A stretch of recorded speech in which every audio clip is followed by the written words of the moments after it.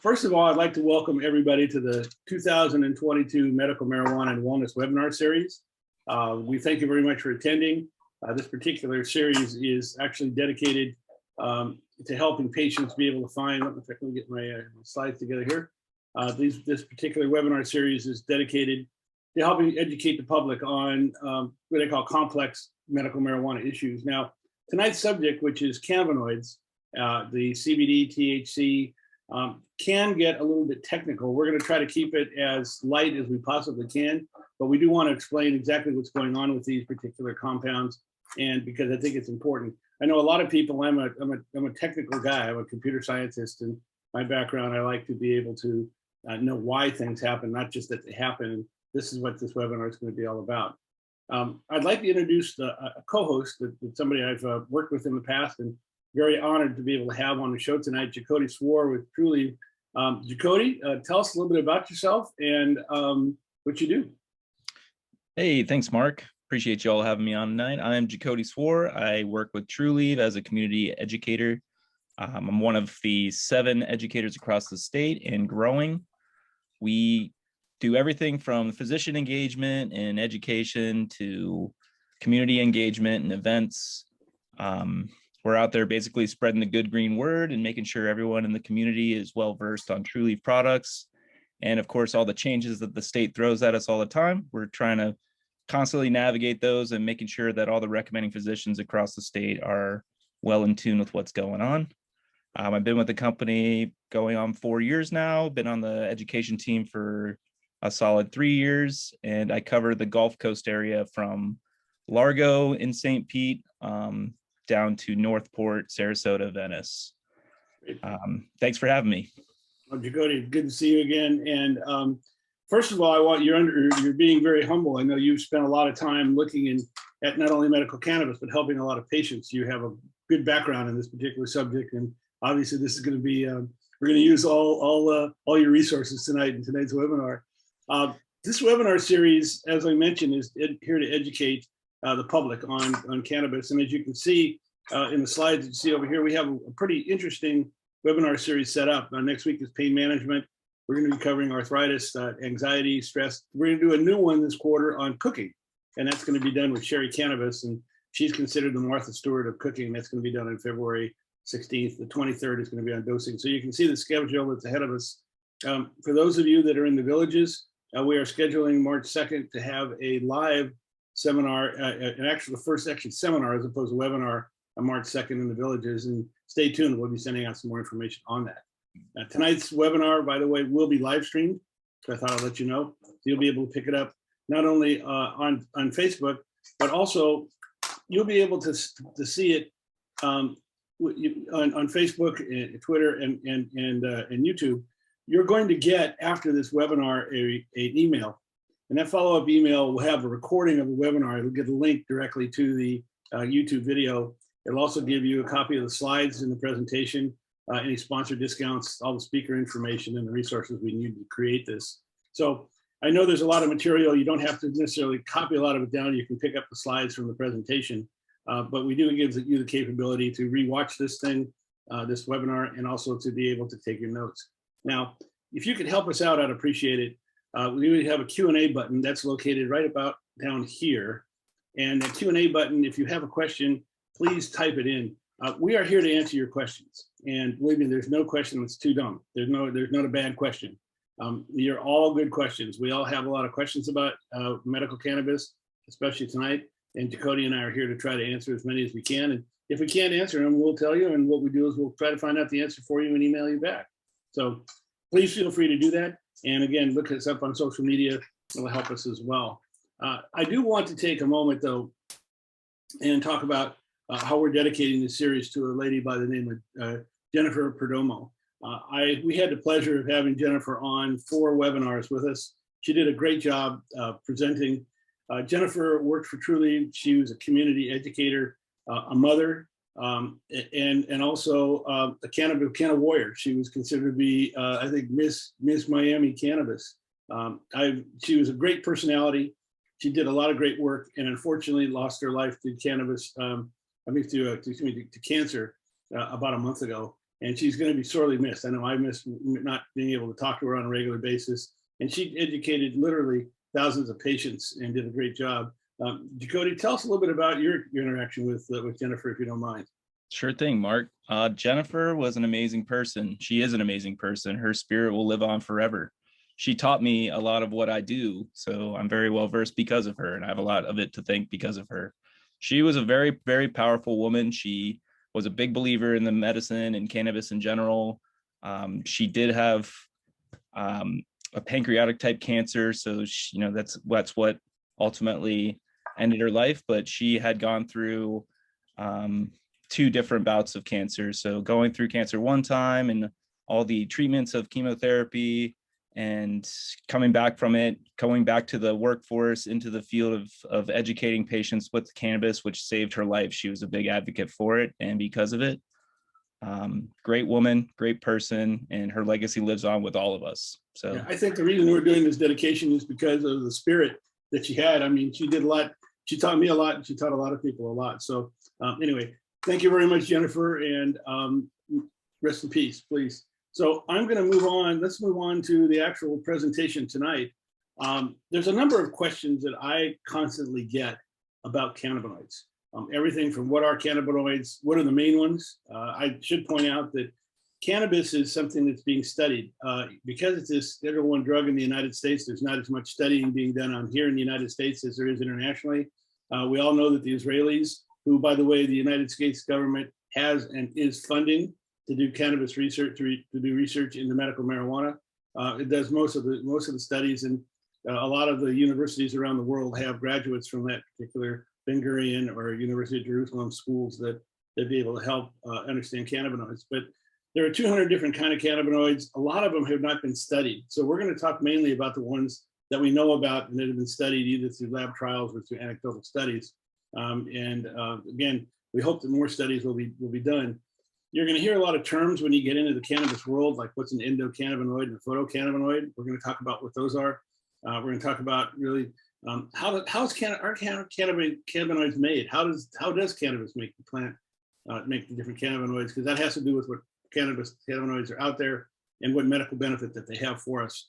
Naturally, we can't do this without talking about the endocannabinoid system. One of the big elephants in the room that everybody likes to talk about is Delta-8. We will talk about Delta-8 and is it legal? And I should give you a tip. I'm going to give you a little spoiler alert. I have a 5-minute video. We did an interview with Holly Bell, who is here, who's the person who manages the Hemp project here in Florida, and she's going to talk about is Delta-8 legal, and we're going to get it right from the horse's mouth as opposed to trying to have a lot of theory on this. And also, cannabinoids contribute to what's called the entourage effect, and we're going to talk about that a little bit.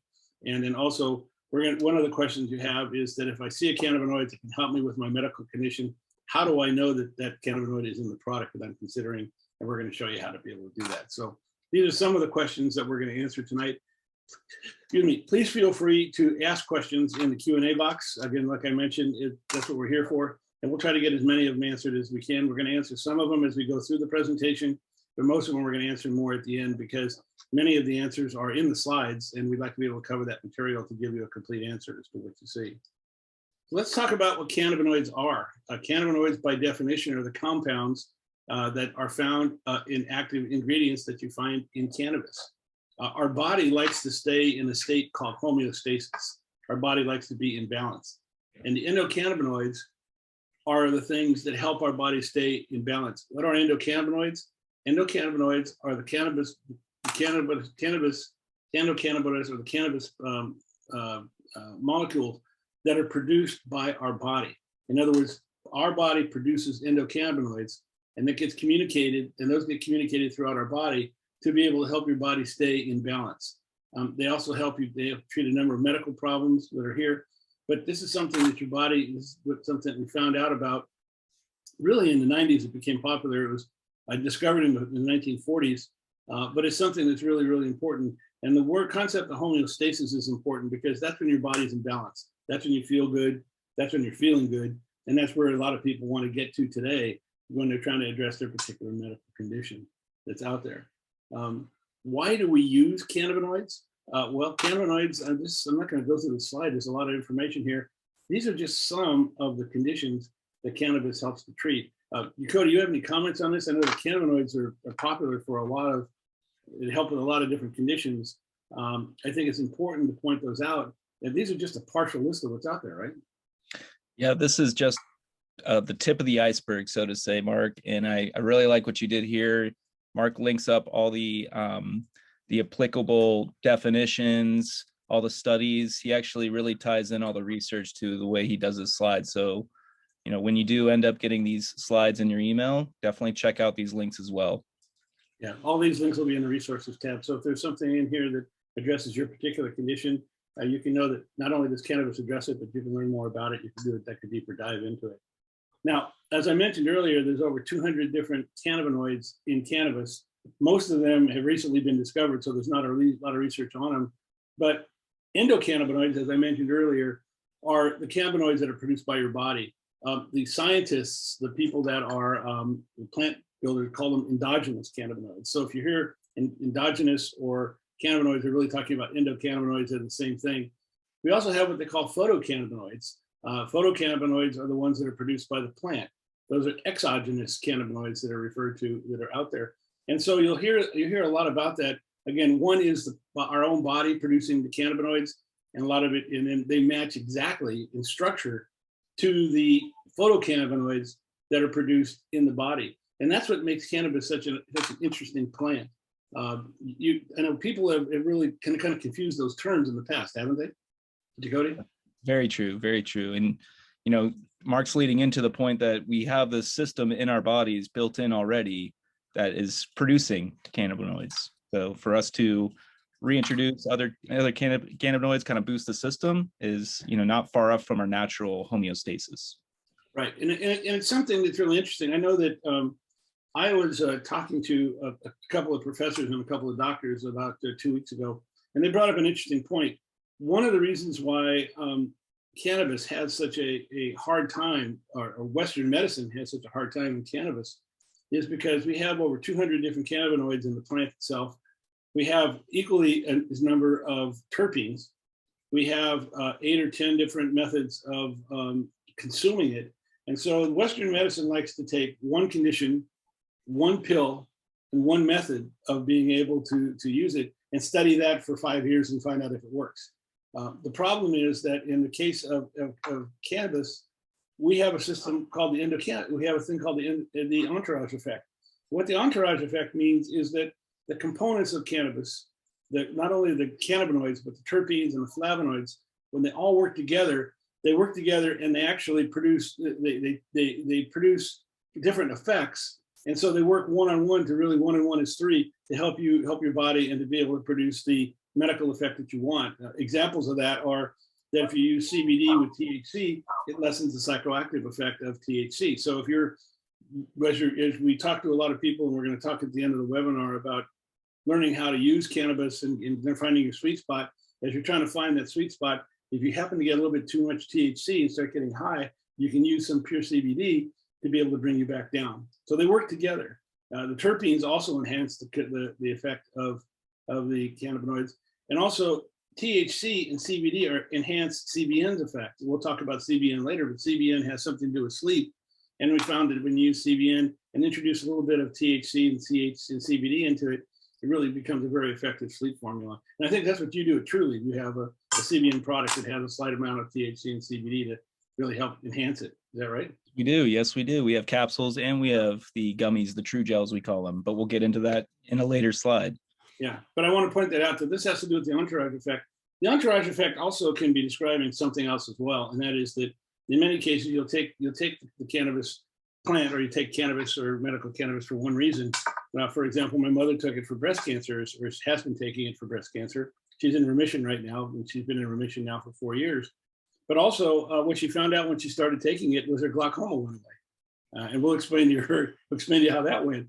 But really, your body knows what its problems are. It produces the endocannabinoids, and then sends those to the particular part of your body that needs to address that particular condition and helps to put you back into homeostasis. So the entourage effect is really one of the main things about cannabis that makes it unique as a plant and really as a medicine.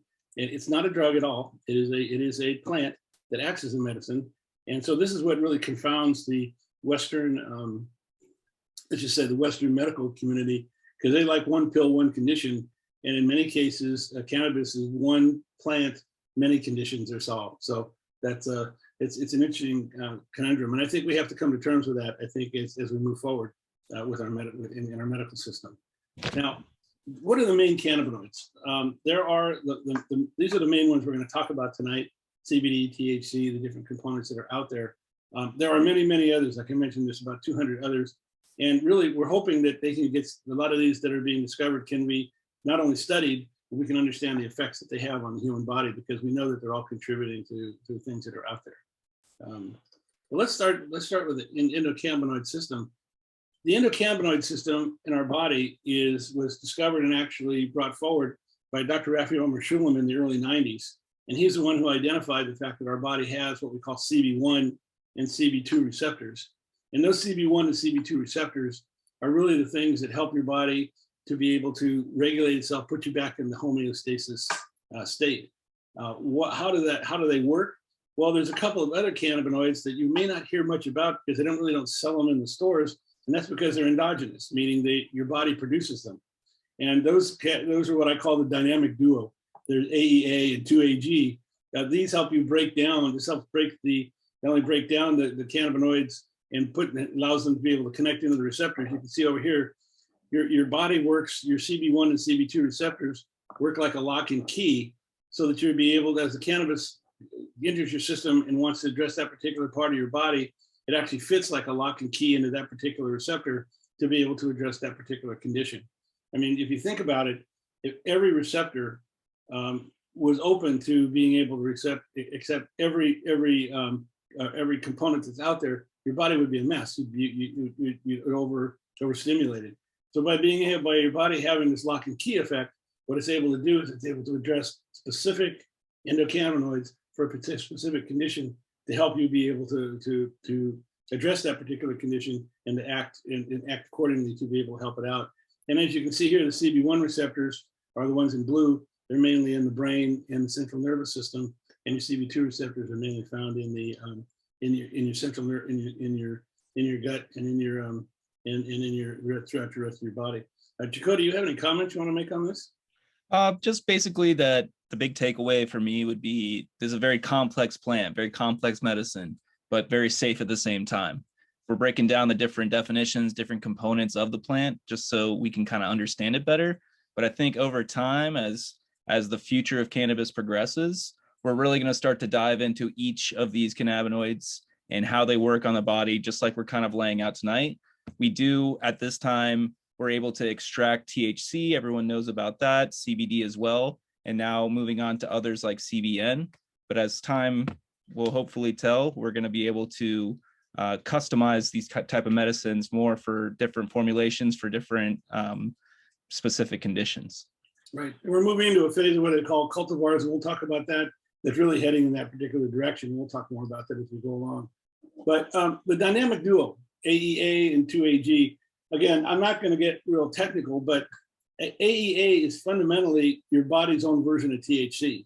It helps you control your mood. It helps you control, it's called the bliss factor. It's the thing in your brain that helps you be able to respond to your memory, your movement, and your advanced thought processes. That's why it's very important to have THC as part of the regime when you're dealing with head injuries, traumas, that type of PTS, that type of thing. It's really important for what they call the physiological process. So, and also it helps to manage your appetite, your pain, and interesting enough, fertility. So AEA is an endogenous cannabinoid. It does work with all the other ones. It acts as what they call an agonist. A nice word, agonist, means that you can see the word down here. What it does is it helps to be able to make it easier for the Cb1 and Cb2 receptors to accept the cannabinoids that are there. 2AG is both found in both it works with both receptors, Cb1 and Cb2. And what it really helps with is it helps to help you regulate your pain, your appetite, your immune system. Again, these are things that work in the background. And what's interesting is they work with the fatty acids. And I'm going to use some technical terms, DGLA and DPA. But that's a nice way of saying these are fatty acids. So what's interesting is a lot of people have the perception that when you take cannabis, it goes right into the Cb1 and Cb2 receptors. And in fact, it does not. It goes into the fatty acids of your body. And when your brain, your nervous system sees that there's a particular problem with your body, what it does is it creates the endocannabinoids, and then through your bloodstream, send those endocannabinoids to that part of your body, where again, AEA and 2-AG work together to help merge them into the receptors in that particular part of the body to address that particular condition. So I don't want to get too technical on this, and this is a technical area, but I want you to understand the dynamic duo over there. They're probably not as well known as the other cannabinoid are out there, but they're critically important. Jacody, you got any comments on that? I'd summarize it as these two are the ones that your body's naturally producing. So just remember that they are working in the background to help THC, CBD, and the rest of the cannabinoids enter your bloodstream. Yeah, and I like to use this slide. I think we said this one earlier where we showed where with CBD and even AEA and A2AG help the binding process. THC mainly binds with the Cb1 receptor, although it will bind with the Cb2 receptor. But the reason I call the dynamic duo is because, like first responders, when there's a problem, they run to a problem as opposed to running away from a problem. They do the exact same thing. What they do is they identify what they call the pre-synapse process, where you actually have a particular problem. They'll actually go down and find out where the problem is, come back and tell the brain that it's there. That's how the neurons understand the problem. And then what it'll do is it'll help be able to have that binding process go on. And by the way, they may also stop the binding process from happening. And what I say that is because although they're an agonist, meaning that they do go out and help the Cb1 and Cb2 receptors, they can also block that. Let me give you an example of two things that they block. The first thing that they block is if you're using CBD and THC together, they reduce the psychoactive effect, the psychotropic effect of THC. So if you're using CBD with THC, you don't get as high, but you get all the medical benefits out of THC. And that's very, very important. That's why cannabis products are much better than the synthetic products that you find out there. The other thing that it does is it also, working with THC, it also helps to block the pain signals that go into your body. You still get the pain signals, but you don't get them as severe. So what they're able to do is they help that process where we talk about how cannabis works with pain management. This has to do with our dynamic duo coming into place, working with THC to help you relieve the amount of feeling that you have with pain, to be able to help you be able to use those particular medical benefits, get the medical benefits with all the pain and the suffering that comes along with it. So again, I'm not trying to be technical, but I think it's important to realize there's a lot going on in the background, and we're getting to know a lot more about it, but they also are there and they help quite a bit. So let's talk about cannabinoids, which is the subject for tonight. What I find very fascinating is how are they made? So when you see a cannabis seed, when you see the plant of a cannabis seed, what is it? Basically what it is made up of what they call CBGA. It's what they call a precursor to all the other cannabinoids that are out there. CBGA is once you get it through aging and through a number of different processes, produces THCA, CBDA, and THCA and CBCA, and then with heat produces THC, CBD, and the rest of the endocannabinoids. What I'm trying to point out is the actual raw cannabis product itself over here does not have any THC or CBD in it. That's why in many cases with some treatments, if you take the raw cannabis plant, some people eat it, some people may put it into smoothies. In my particular case, what I do is I take the raw cannabis plant. I get it from Trulieve, by the way. I should mention, thank you very much. And what I do is I have what they call a magic butter machine.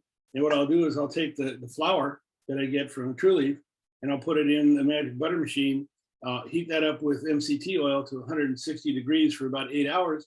And it produces a tincture that is very, very good. As you can see, THCA, which we'll talk about, is very good for pain. CBDA is very good for inflammation.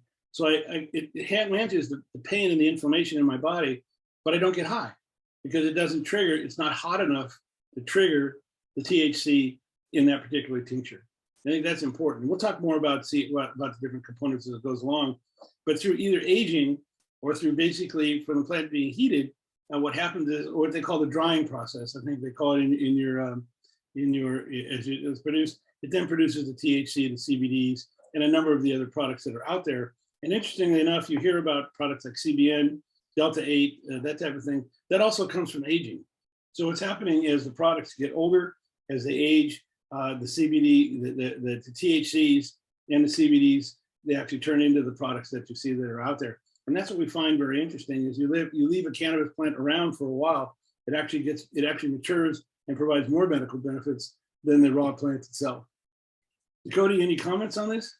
You're doing amazing, Mark. He's nailing it right on the head, but I like what he's saying. What's basically happening here is the plant changes over time. It changes as it's used, it changes as it's dried, it changes as it's heated. So not only is the plant full of different components and different therapeutic effects in each of those components as well, there's different timelines and moments of the plant's life cycle that it changes also. So there's a lot of complexity to it, but very safe.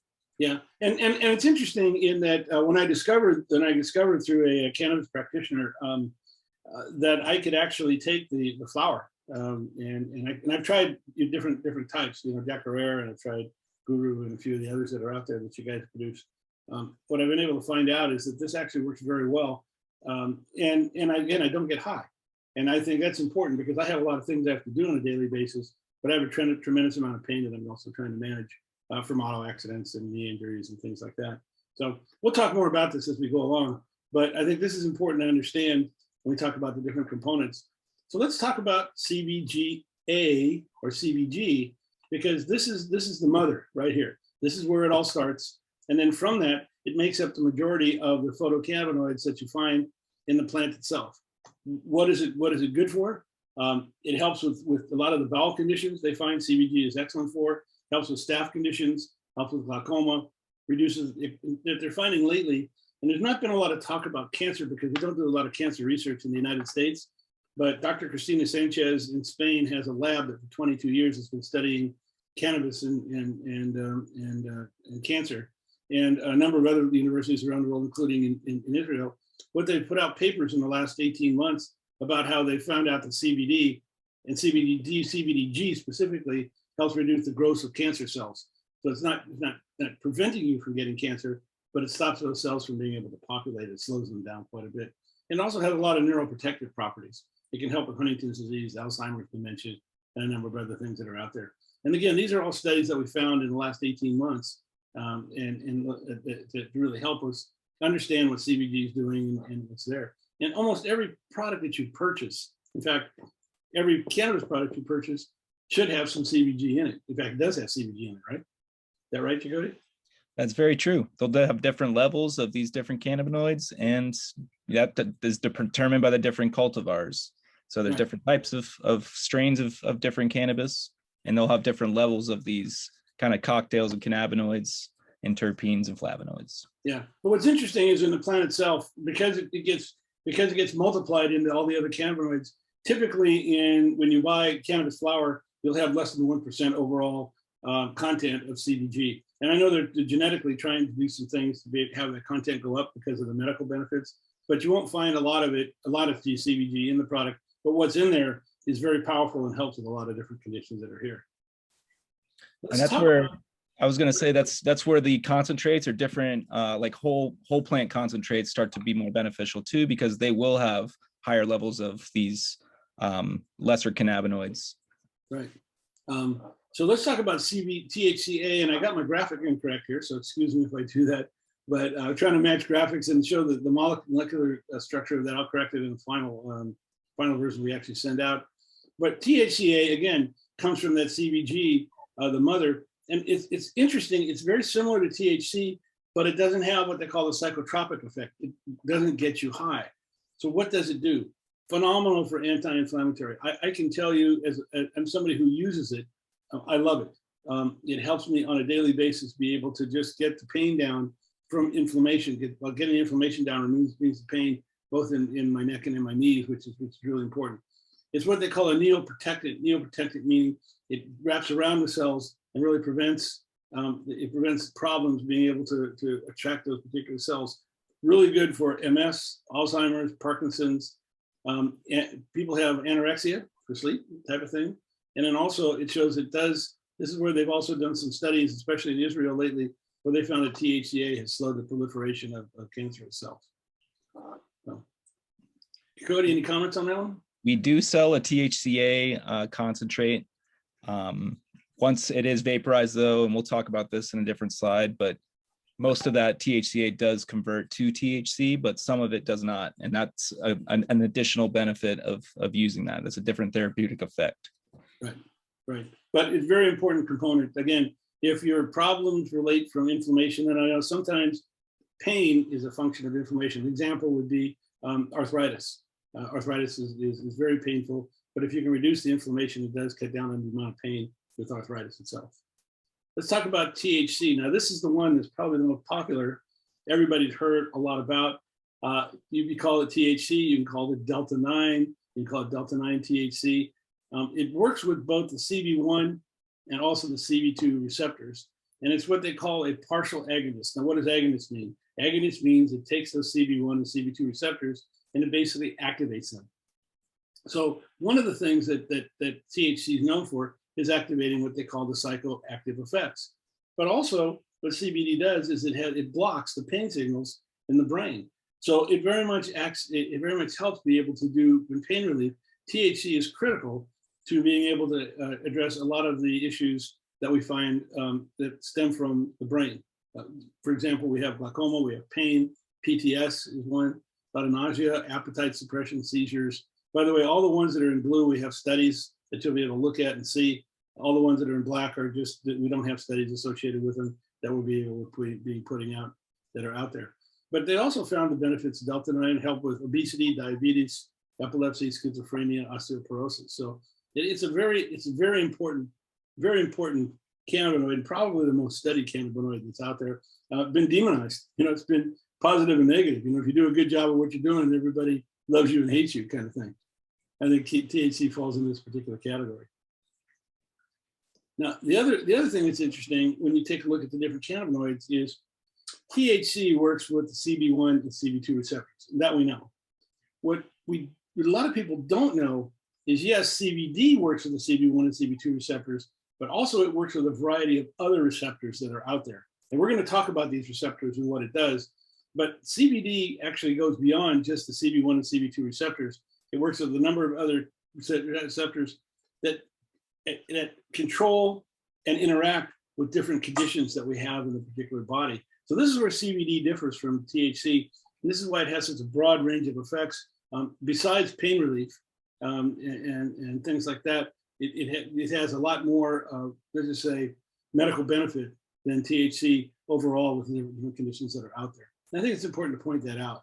So let's talk about the CBDA product. CBDA product is what it does.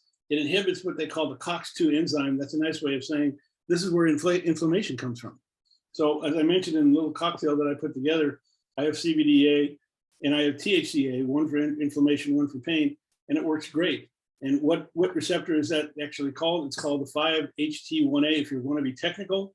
That's the receptor that it's looking at. And this is the same receptor that you have for serotonin. Serotonin helps you with mood, feelings, nausea, vomiting, a number of things that's out there. And as CBDA is either heated or over time with age, it turns into CBD. But by itself, it's 100 times, it has what they call 100 times more binding affinity to certain receptors, like the Cb2 receptors. And so it actually is a lot more powerful in helping with inflammation than CBD by itself. In fact, this is how CBD is great for inflammation. Jacody, some comments on that? I think you're doing a great job explaining it all. I'm learning here. Yeah, I'm not trying to be technical, but I think it's important to understand these do work, and we know why they work. And it's something that's been out there for a while. And again, why I use these THC and CBDA concoction, because of inflammation. If I can keep my inflammation down, I just feel better. I can do a lot of things. I can play golf, right, Jacody? You can. I haven't played golf in a long time, but Jacody had the ambiance of enjoying my the first golf game I played in about 5 years. So I'm embarrassed by my performance, but Jacody, we'll get there. We will be back, that's for sure. Yeah, a takeaway here is the A component in all these cannabinoids. That's the raw part of it. So THCA, CBDA, that's the raw part of the acidic part of it. Sure, it's there. Now let's talk about CBD itself, because again, as CBDA turns into CBD, this is again what they call an inverse agonist. What that means is it blocks the psychotropic. So it works as opposed to activating the cells as it's called an antagonist. It actually blocks the psychotropic effect of THC. And a lot of people don't know that. If you use THC and CBD together, you won't get as high as if you're doing a very high concentration of THC. And again, I'll mention it because it's important. When you are looking at starting your regime to learn how to use cannabis, it's important to be able to have some CBD with you. So as you're starting to up your dosage, find out where your sweet spot is, you may get to a point where you cross that barrier where you start feeling the effects of THC. If you want to counteract that, some people don't, but if you do want to counteract it, take some CBD and it'll actually bring you back down within 10 to 20 minutes. It'll bring you back to where you were before. Is that correct, Jacody? I believe so. Yeah, it definitely modulates the effects of THC, and I like to kind of explain it as it's the bouncer at the bar. It's going to block out a lot of the THC bad effects that people don't want, but it's going to allow you to get some of those therapeutic effects as well. Right. So yeah, and that's a good analogy. It's kind of like the bouncer that's out there that really helps quite a bit. But it has a lot of medical benefits. Some of which they don't even know. I mean, but we know it from inflammation, seizures. Obviously, you've heard about Charlotte's Web and that whole area. Anxiety, tumors, neuropathic pain. Very important for neuropathic pain. MS. It also helps treat opioid addiction because what it's doing is it does address the part of the receptors that it does address is the opioid receptor in your body. So it helps to be able to control that particular receptors. And I know a lot of people have said, does cannabis help with diabetes? The answer is yes, it does help. And they've been able to find that ALS, and then of course a number of others, Parkinson's and the MS and the schizophrenia. But probably one of the most popular products that are out there. And also it's available not only, I should point out over here, it's not only in the marijuana plant, but it's also in the hemp plant. It's found in both of those. So it's exactly the same molecule in both of them. This one's made with hemp and one's made with marijuana that's out there. Now let's talk about CBN. CBN is an important product. This was discovered a couple years ago. And what was interesting is they were looking at CBN for things other than sleep. And then what they found out is it was something that comes from, as THC aged, CBN was being created. They found out it did not really have, it wasn't really psychoactive. So in other words, it didn't get you that high, but it was great, they found out, in treating insomnia. Initially, they took a look at using it for chronic ailments. So they thought they were looking at CBN for pain and a number of other things. And they found out that their patients were in fact getting a good night's sleep from it. And then they also found out it helped with a lot of the, what they call the bacterial infections like MRSA. It helped with that. Great appetite suppressant. What they also found it helped delay a lot of the conditions of ALS. Now it won't get rid of ALS. I don't want to give you the impression that it'll do that, but it will be able to what they call delay the onset of ALS and other neurodegenerative conditions. This is the part of cannabis that helps with glaucoma, and of course naturally it helps with anti-inflammation. And they also found that it helps with bone growth. So CBN is now become a very, very popular and very important discussion point in the discussion point of cannabis. And in fact, a number of different folks that I talked to, both from the standpoint of people that are cannabis practitioners, as well as doctors and medical researchers, now believe that there are really three main components of cannabis: THC, CBS, and CBD, and CBN. They found that they've elevated to that particular level. And as we're learning more about it, they're finding out that it's an important part of the whole cannabis process. Now you make a CBN product, is that right? We make a few, yeah. We have a CBN capsule, 30 capsule count, and I believe they're 5 milligram capsules each, and that's CBN alone. Each bottle is going to contain about 5 milligrams of THC, but that's in the entire bottle. So just part of the process of making the product. We also have gummies or true gels. We have those in THC to CBD or THC to CBN and CBD to CBN. So you have a different variety there. Yeah, so I find it very interesting, and they're fairly popular products, aren't they? Very popular. I use them myself. I know they're great for sleep, but CBN alone is actually great for high anxiety throughout the day too, as long as you can tolerate the feeling you get from it. And of course, you don't want to start that on a work day or anything where you have going on a lot to do. This is something that you want to start low and go slow with. Right, but it's as we're learning more about it, it's becoming one of the main players in the formula. And I thought I'd point that out as we go along. You're going to see more about it as we go through in the future. Definitely. So let's talk about CBC. It's something that not a lot of people have heard much about. It does not have a psychotropic effect, but it does have an important role in your body. What it does is it actually binds with what they call the Trpv1 and Trpv2 receptors. Now, what does that mean? That's a big mouthful. This has to do with how your body detects and regulates your body temperature. And so by regulating your body temperature, it's able to also help activate and helps with the role of pain and heat sensation. In other words, one of the things that it does is by controlling the heat sensation in your body, it helps to cut down or increase the amount of pain that you have that's out there.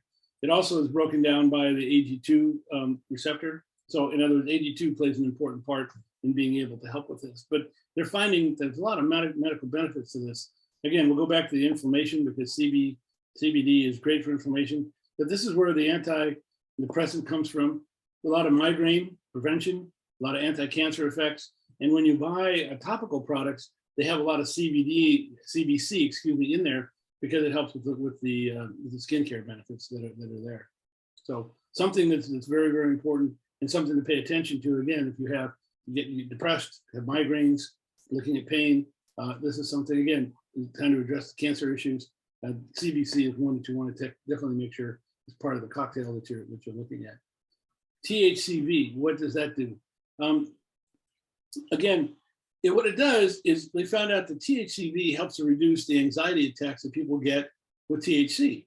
So when some people take THC, they get anxious. Well, this helps to cut that down.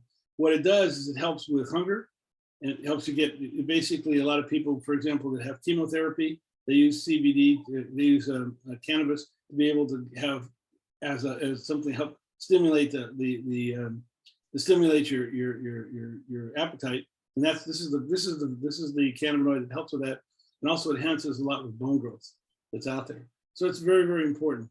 I'm not going to get into all the technical stuff about how it bonds with the TRPV2 receptor, but that's something that's, again, anti-inflammatory, anti-cancer, analgesic that's out there. It also is the part of cannabis that helps with epileptics and anticonvulsants that are out there So what does it help with? Parkinson's disease, antioxidant, reduces the amount of seizures.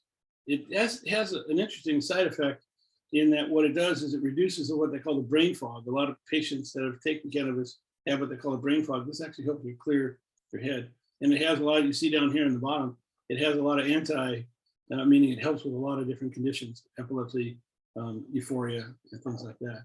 So THCV is an important part of the formula that we see that's there. Let's go down to Cbdv, which is another one. Again, a non-psychotropic part of plant, but again, it ties into, again, one of those receptors that is not necessarily considered to be a cannabinoid, a part of the cannabinoid, but this thing called TRPV1, what is that? Again, that regulates body temperature. There are some researchers that say that really cannabis's main work with and control with TRPV is one of the main things that's helped cannabis become popular, because it's not necessarily the Cb1 receptor. What it's doing is it's helping with the memory. This is where it comes in and helps recover your memory, helps you with neurological defects, helps you with compulsive disorder, things like that. This is where Cbdv comes into play. It's an anti-epileptic in autism. This is where autism is addressed, spectrum disorder, and like with mood, nausea, and convulsions. So Cbdv is an important part of the process. And as I mentioned earlier, in the endocannabinoid, the entourage effect, that working with CBD and THC has some very interesting effects to be able to address these situations and address the medical condition that you're looking for. Okay. Not one to hear much about, but definitely one in the background that's working hard, right, Jacody? Very true. It carries a lot of water. Now, let's talk about the elephant in the room, which is Delta-8. The Delta-8 is interesting in that Delta-8 and Delta-9 are very, very similar. What's the difference? Well, it has to do with the way the molecule is built. It's just built a little bit different. Now, what's interesting is Delta-8, which is produced, has about 50% of the psychoactive properties of Delta-9. And as we know, in hemp-based products, you can't have more than 0.3% THC for it, because if it gets above that, it's considered a marijuana product. Underneath that, it's considered to be a hemp product. So if you have Delta-9 that comes from hemp, that's legal. And that's what the laws basically have said. Now, there's a lot of controversy. There's a lot of states that want to change that. But the point is, Delta-8 is not as powerful. It's not as psychoactive as Delta-9, but it does have psychoactive activities that's associated with it. It's a little bit of a weaker bond to the Cb1 receptor, and that's why it doesn't give you that high that you had before, but it definitely will help relieve pain. And that's what they found that's out there. Tremendous product for pain relief. And in fact, a lot of people who are looking just looking for pain relief, and they're worried about necessarily finding a product that can help them, and they're worried about getting a medical marijuana card because they can't afford it or for whatever reason, have found that Delta-8 works great. Now that's the good news. Let me tell you what the bad news is. There's a lot of junk Delta-8 products out on the market. I know here in Florida, and Holly will talk about this in the video I'm going to show, she's done a lot to be able to make sure that the quality of product that you see on the shelf matches what's in the bottle. And that's very, very important. But there still are bad actors out there. So really make sure that you check out the products that you buy and buy from a reputable vendor that's out there. I should mention the dispensaries here in Florida, like Trulieve, live with very high quality control standards. And so they're a pretty good source of Delta-8. In fact, that's where I get most of my Delta-8 from, is from Trulieve, because you've done a great job of putting together a line of products that are helpful. Right, Jacody? Yes, sir. Consistency is very important. Where you source your medicine is going to be very important. And we'll get into the lab reports, or the COAs they call them. Definitely really important when finding out what cannabinoids, what terpenes are in the products you're using. Right. But Delta-8 is very effective. Now, what's also interesting, what's the difference between hemp and medical cannabis? In hemp, they basically take the product and they provide it to you in a bottle. With medical marijuana products, you're able to mix things together. For example, one of my most favorite products is what they call a 1-to-1-to-1. 1 ratio of Delta-8, 1 ratio of Delta-9, and 1 ratio of THC. I think you call it, that product in your product line is called Laughing Buddha, is that correct? But it's also called a Diablo that's out there. And you also have one that's CBD and Delta-8, which they call Pink Lemonade, which I love the names, by the way. A sidebar, you do know why people use these names, don't you? I mean, it kind of goes back to the growers, what they're naming their own strains. They're, for a long time, this was all kept in the dark. This is something that was illegal for a long time. So some of the genetics that are coming out were named by the people who are growing them. So that's exactly it. The growers, when we were living in the illegal world, the growers didn't want people to know what was in it. So they had these crazy names, OG this and Star Wars that, or Skywalker this and that kind of stuff. This is where a lot of those names came from. And so then I guess the tradition continued as we're making it legal and getting into the medical world. So don't panic that they have these funny names. It's kind of the tradition that's out there, and it's kind of fun to follow them that's out there. But let's talk a little bit about what Delta-8 does. Delta-8 helps a lot with stomach conditions, your appetite, brain pain, which is the main reason it's there. It'll help with a hangover. It helps a lot with relaxation and sleep. It has a tremendous amount of benefits. But again, if you're using a hemp version of Delta-8, it's again 0.3% THC or less. There's not a lot of it's there compared to a medical marijuana version of Delta-8 that you get from a company like Trulieve. So there is differences in how potent it is and what it actually addresses itself. Comments on that, Jacody? I like to make the comparison that medical marijuana or medical cannabis is the medical version, where hemp is more the industrial version of it. You can You can extract a ton of CBD out of hemp, which is completely fine and legal. But they can manipulate, scientists, they get to their labs and they can manipulate these molecules to kind of act the way they'd like to. So definitely a very important side of this is to source your medicine very, make sure it's a very reliable source, especially, coming from a state licensed medical dispensary, very important part of this. Right, and that's important. But I think it's important to understand Delta-8 does work. And I think it's something that you should take a look at. And I'll compliment, I think the dispensary that I found that does more in the Delta-8 category than anybody else is Trulieve. So my compliments to you. Thank you. You've made my life, for the last 5 years, you've made my life a lot more, a lot better using your products. Every time I talk to Marc, he finds a new product that's working for him, and he hits the ground running with the research. So here's my Laughing Buddha, and here's my Diablo right here. Okay, so I put my pins where my mouth is. I carry them with me. I think if I was in an auto accident and they find my body, they'll find those 2 pins on me. That's for sure. I really believe in them. So as we mentioned earlier, it's important to buy a Delta-8 product that's safe. We've all heard about the scares with vape pens. Most states heavily license and to regulate. Here in Florida, we do that with Delta-8 products. There are bad actors that come into the market. There are the gas station guys that sell it out the back door. There's not a lot of state quality checks when you buy it out of state. Some people say, well, gee, I'll just go buy it out of California, or I'll buy it out of Colorado. California doesn't do a lot to regulate quality. In fact, I'm really disappointed that they haven't done more in that particular space. But be careful if you buy it online. Really check, we got to check what they call the COA. That's the Certificate of Authentication. That'll tell you which batch it came from, and they'll tell you what's in the bottle. It'll help you mitigate a lot of the risks.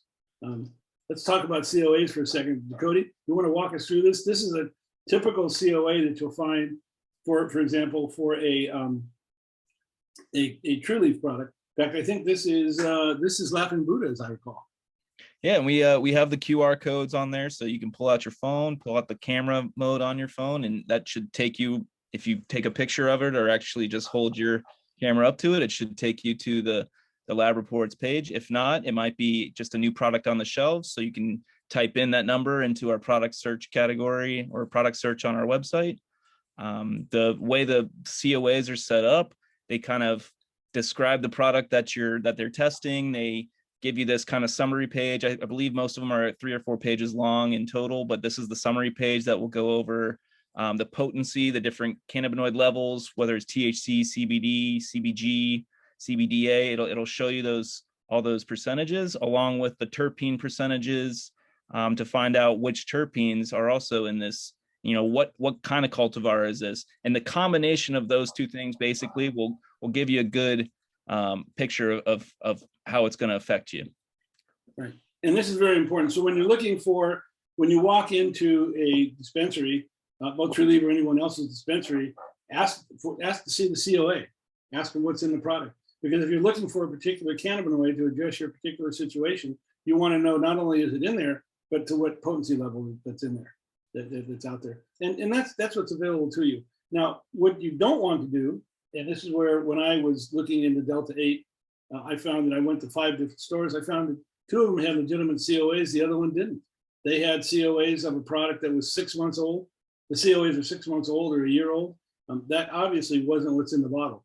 And so they were basically, and then again, I'm not picking on any particular market or anybody, but a lot of the products coming out of Asia, they do that. They'll throw a COA that's out there, and the COA will be bogus. What's in the product and what that COA is doesn't match. Yeah, very, very important to check that information that's on the top as well. Right. And make sure it matches what numbers and what product information is on the bottle that you're looking into. Because just like Marc's saying, some companies, some bad actors out there are going to try to put out COAs for different types of products or old products that might not correlate with exactly what's in the bottle you're holding. That's exactly it. So again, I'm a big believer in Delta-8, but I also think that it's important that that you get a quality product. Now, is Delta-8 legal? I thought the best way to answer it is to talk to the person who regulates that here in Florida. So here's a little clip from Holly Bell. So Let's take a listen to her. Yeah. By the way, please turn up your One volume. of the Needs a big volume elephants in the room increase. that everybody likes to talk about is Delta-8. What's your Oh, yeah. what's your program stance on that product? I mean, that's I can't have this program without at least bringing that elephant out. I talk about it every day. It takes the majority of my day. It is what it is. You know, it's what I'm going to call a perfect storm happened that created that lightning in a bottle with Delta-8. Mm-hmm. And it came with the collapse of several people, extractors in Kentucky, who had promised to buy biomass from farmers with what I call forward contracts. And they misspent their money and went bankrupt and defaulted on those contracts. The state of Kentucky did not require bonds or anything to protect those farmers. We do here in Florida.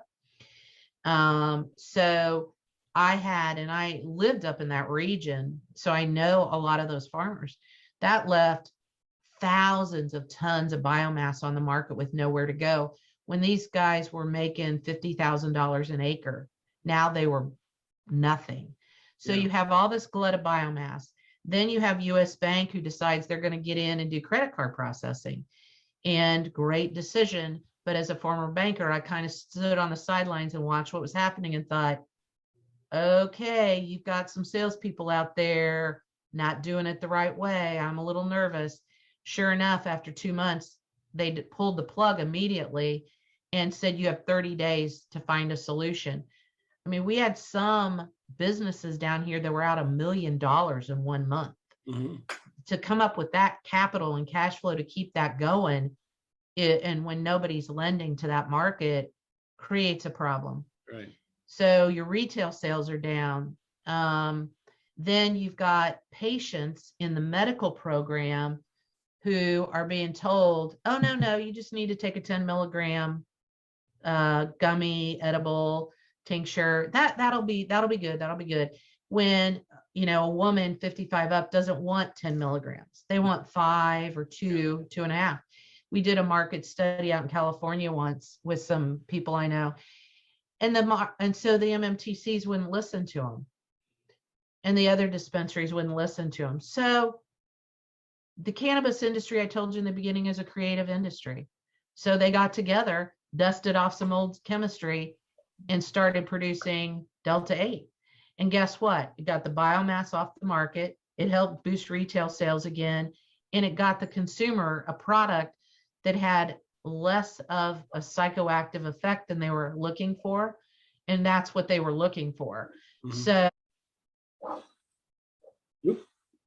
So it helped them just take the edge off a little bit. And the feedback I get is they got them off Ambien, Tylenol PM. It helped them sleep through the night. And that's all they needed. They didn't wake up feeling groggy in the morning, maybe a little slow. And they just liked it better. So, hey, I mean, at the end of the day, it is what it is. And consumer demand and inefficiencies in the market drove what happened. And to me, as an I have a degree in agriculture economics, ironically, from Purdue. Mm-hmm. So to me, when I sit back as an economist and look at all of the big picture, that's what happened. Yeah. And we have Delta-8. So we do allow it in the state of Florida, and but we do go out and test it. And it must have 0.3 total THC in it or less, or we will pull it off the shelf. Sure. If it's got more than that, I know that it's probably being made in a non-natural way, I guess is how I'll put it. I've had to go back and relearn organic chemistry, Marc, which is not my favorite topic.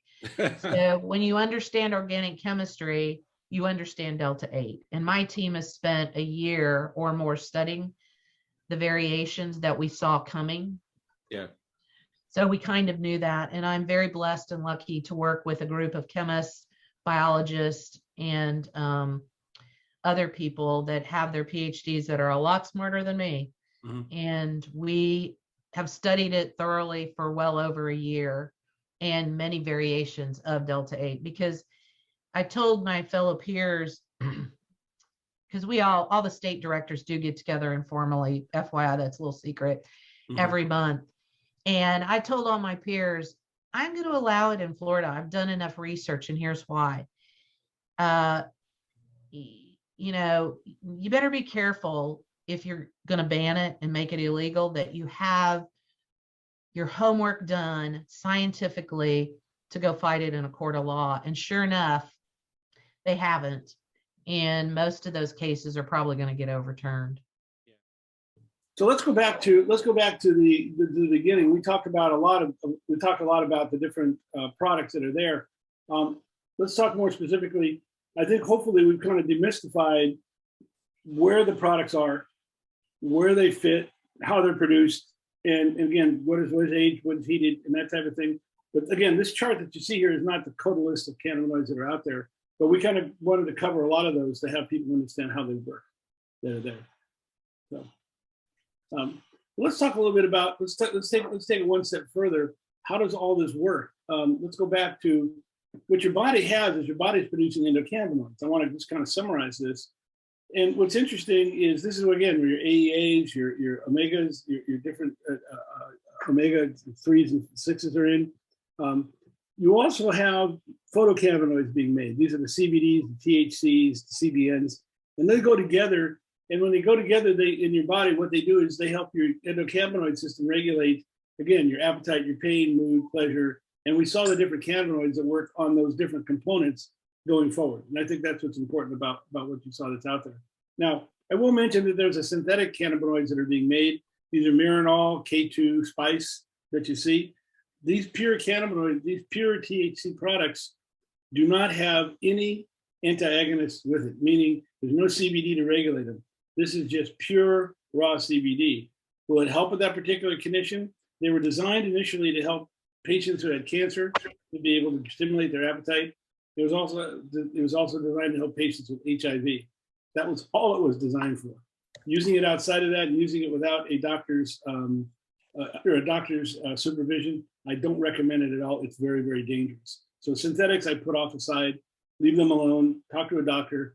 But the regular cannabinoids, which is the photocannabinoids that you see out here, they're very safe and moving forward. In fact, no one has ever died from using cannabinoids. Is that correct, Jacody? That is very correct, because I learned from your webinar a long time ago, it does not affect your medulla oblongata, which controls your breathing. So no matter what, the worst case that can happen is you're going to kind of shut down and go to sleep, but your breathing's never going to be affected.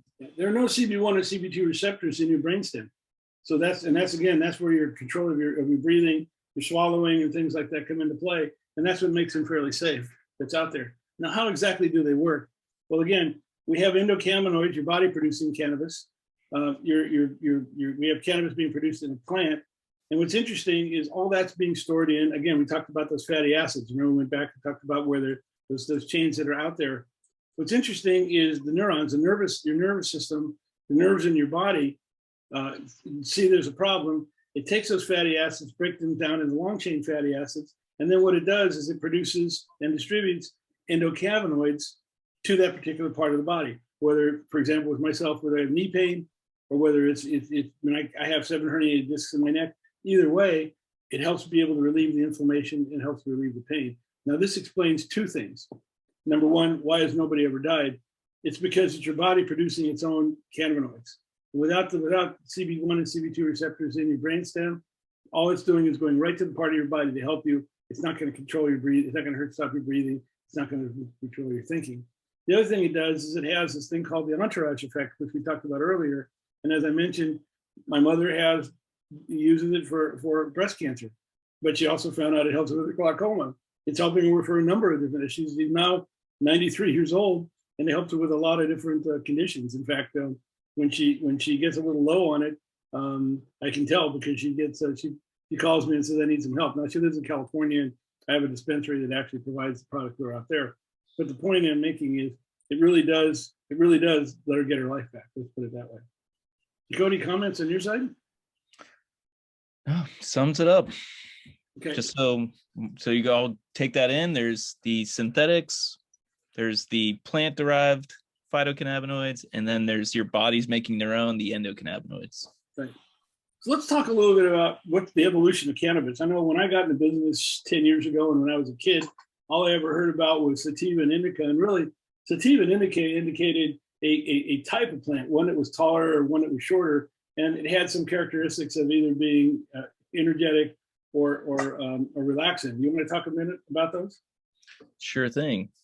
Yeah, sativa, indica, and the in-between, which would be hybrid, is definitely tossed around a lot. This notion's kind of being questioned in some senses for the reason that, there is no true sativa or true indica still in the marketplace. Everything is somewhat a hybrid in some sense, leaning more towards indica, leaning more towards sativa. Sativas are going to generally give you a more uplifting feel. They're going to be more cerebral, whereas indicas will be more sedative, definitely better for pain relief, better for sleep. The difference in the structure of the plants you can kind of see in the images. Indica leaves are really much bigger, thicker, and the plants themselves are not as tall, but they produce more. The harvest, it will produce more of the flower, and the flowering cycles are going to be different than sativas. Sativas are taller plants. They produce kind of longer structures, but again, those uplifting effects, different climates, of course, too.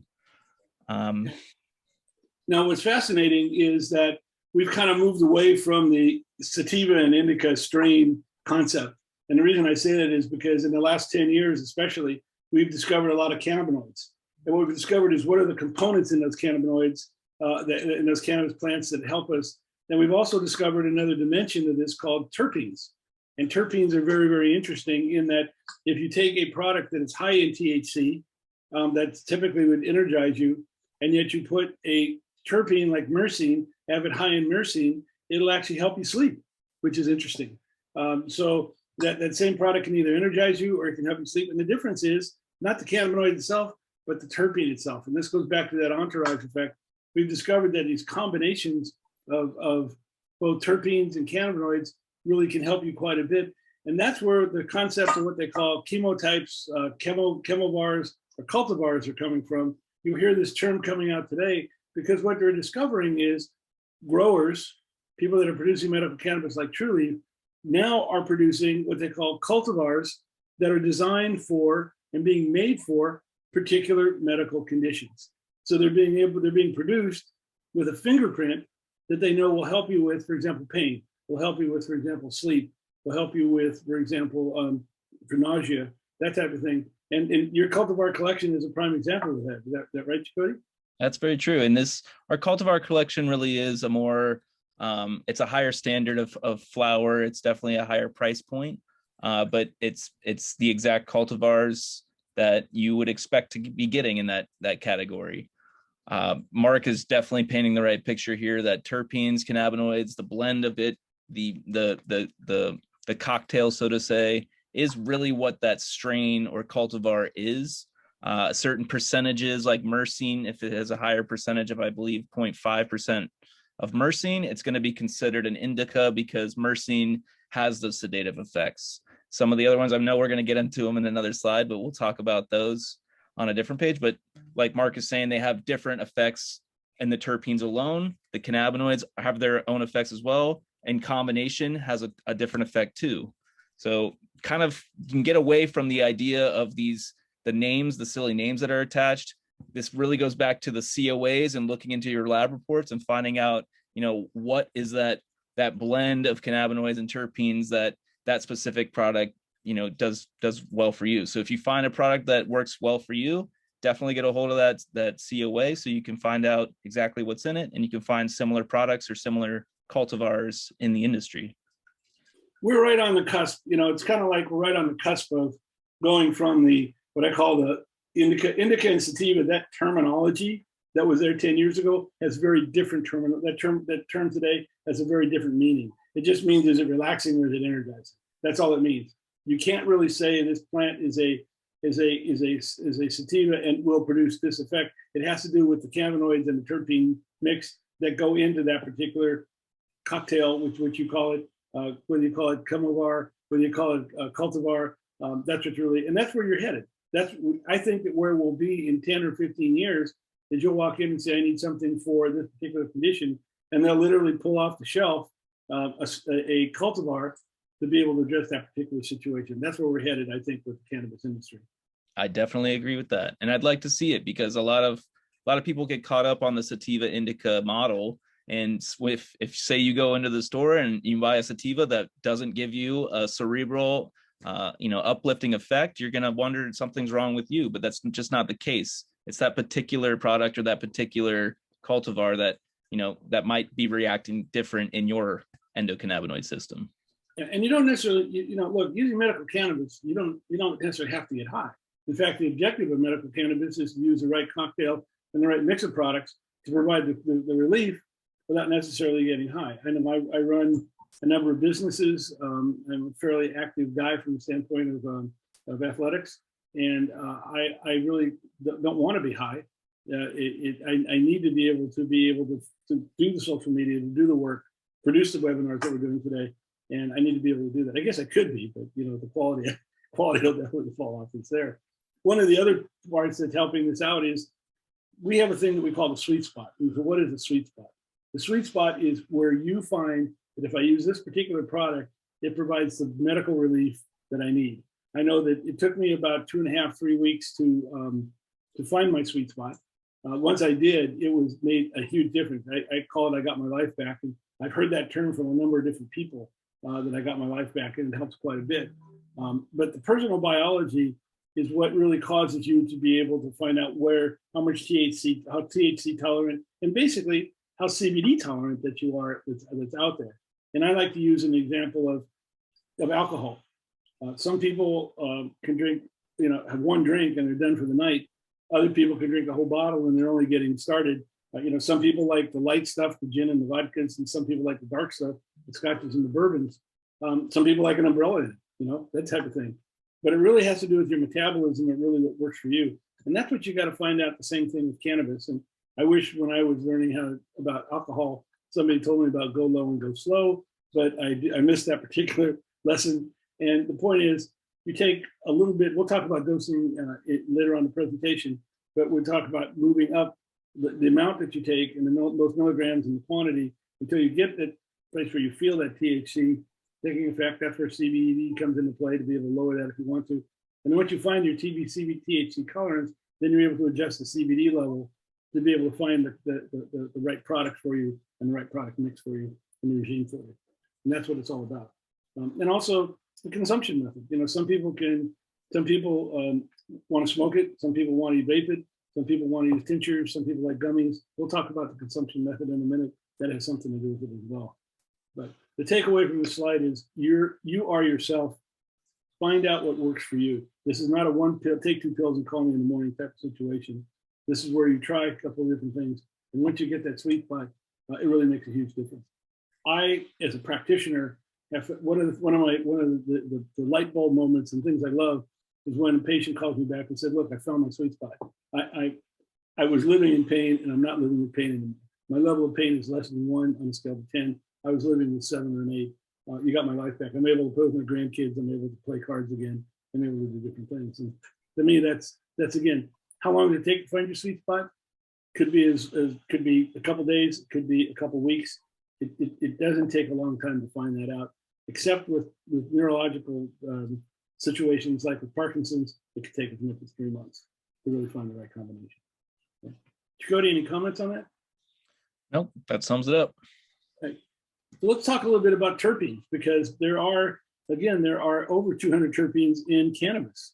And again, these are like the top 6, but these are the ones that you find in most of the cannabis products itself. You want to tell us about a few of them, Jacody, and I'll take a few? Sure. I'll start off all the way to the left there, the apinine or pinene. This is found in a lot of pine needles, and just know that all these terpenes are found in nature as well. They're also going to be found in the cannabis plant naturally. So apinine, it's a similar aroma to pine needles, like pine sol, if anyone remembers what pine sol smells like. Also orange peel is turpentine in many of the herbs, conifer trees as well. This has its own therapeutic effects, like we're talking about. Cannabinoids are going to have their effects. Also, these terpenes and the blend of them are going to have different effects. It's a pain relief analgesic, it's anti-anxiety, anti-inflammatory, and it's a bronchodilator. Terpinolene, aka you went over something really quickly. Sure. A lot of people will take it, who have lung problems, will take it in a vape pen format, because what it does, it helps with their lungs. again, that's where the bronchial inhalers come into play. Why do they work? Because a lot of them have a terpene molecule like pinene in them that helps with that. So don't be afraid if you have, if you're worried about, especially with COPD or a number of conditions, used the right way, this can actually be a benefit, not a negative. Yeah, important to note too, it's the most, the most common terpene in the world. There's, I think, thousands of terpenes, if I'm not mistaken, but hundreds of them in cannabis plants. Another one would be terpinolene. That's going to be the floral piney aroma. You'll find it also in lilac, nutmeg, apples, parsnip, cumin, piney conifer trees, and tea tree. Some of those effects: antioxidant, anti-inflammatory, sedative, antibacterial, and calming. Also an anti-anxiety. Another one, linalool. You see this one a lot in lavender. So if you can imagine, you're taking a bath, you light a candle of a lavender candle, it's going to give you a more calming effect, a little more sedative, stress reduction, anti-anxiety, antidepressant. So these do have different effects, in their own sense. It's an aromatic type sensory. You're going to smell these and you're going to feel an effect from that. For a long time, I bet that a lot of people didn't know why, but now that the science is kind of coming out on each one of these and they're studying them individually, it's going to be really interesting where this goes. We also have myrcene. We talked about that a lot too. That has the kind of sedative effect. You find this also in mangoes. Caryophyllene, that's an important one. That's, I believe the only one that binds to the Cb2 receptor. So this also has, I'm sorry, go ahead. Yeah, you're right. That's correct. Yes. So it also has that that kind of anti psychoactivity kind of modulation in its own. So if you do experience those high effects, you're feeling like you're too psychoactive, too euphoric, you can always take a spoonful of black pepper, they say, and take a bite of that, even though it's going to be unpleasant. It's going to bring you back down to earth. It's in cinnamon, black pepper, herbs like oregano and hops. It also has anti-inflammatory, analgesic, and reduction in alcohol craving. I didn't know that one. Also an antidepressant, and it's common in topicals. Right. Humaline will be the last one on our list here. Humaline has an herbal aroma. It's found in hops, sage, ginseng, black pepper, and basil. And it also has the pain relieving effects, anti-inflammatory, antibacterial, and it's an appetite suppressant. Right. You'll find a lot of these in not only just in cannabis itself, but also in a lot of topicals that are out there. I do want to make one note though. Pinene is very effective. It is one of the most popular ones, but also you'll notice it helps with short-term memory. If you have PTS, if you're suffering from PTS, be very careful with using pinene because it can bring back some memories, it can bring back some thoughts that you may want to actually suppress. So I know that when we work with PTS patients, we kind of downplay the products that are high on terpene because we don't want to be able to create that particular situation that's out there. But overall, they really have very positive effects, and it's something that 1 and 1 is 3 with respect to cannabis, and it's something that we didn't know why they work, but now we know not only why but how they work, and that's really important. Now another aspect of this is, okay, so I have some cannabinoids I'm interested in. I see some terpenes that go along with them.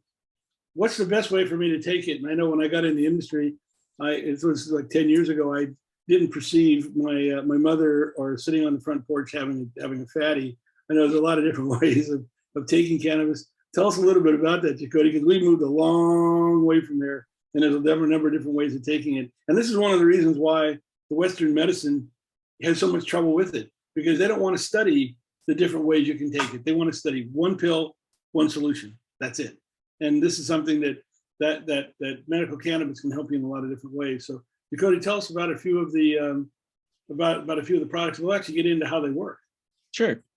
Yeah, Marc calls them the standard dosing forms here. The state calls them routes of administration. So when you go and see your doctor and they write you a recommendation for your medical cannabis, they're going to decide which categories or which route of administration is going to be most appropriate for you. And they're going to select the amount of milligrams in both the high THC and your low THC categories as well. We have everything at Trulieve. We are the first and the largest in the state. So we do have the most amount of products. We have everything from sublingual drops, which would go under your tongue.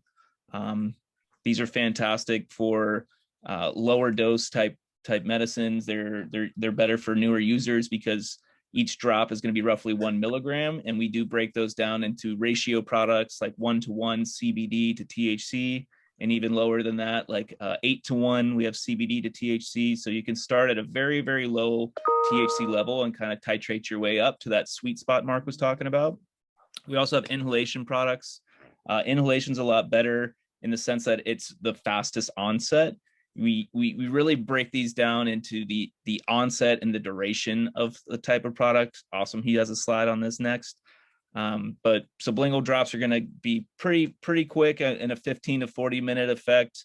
That's if you keep it in your mouth, use your tongue to kind of paint your cheeks inside your mouth, and that will start to take effect on the tissue inside your mouth. And then when you swallow that, it will take effect, all the way down your system. It actually gets right into your bloodstream when it goes underneath your tongue. I found it within about 30 seconds, it's gone, but it'll last between 4 to 6 hours. In my particular case, it takes about 20 minutes to work. And again, every case is different, but it goes directly into your bloodstream, which is very effective, and it's very easy to take. That's probably the most popular way of taking medical cannabis.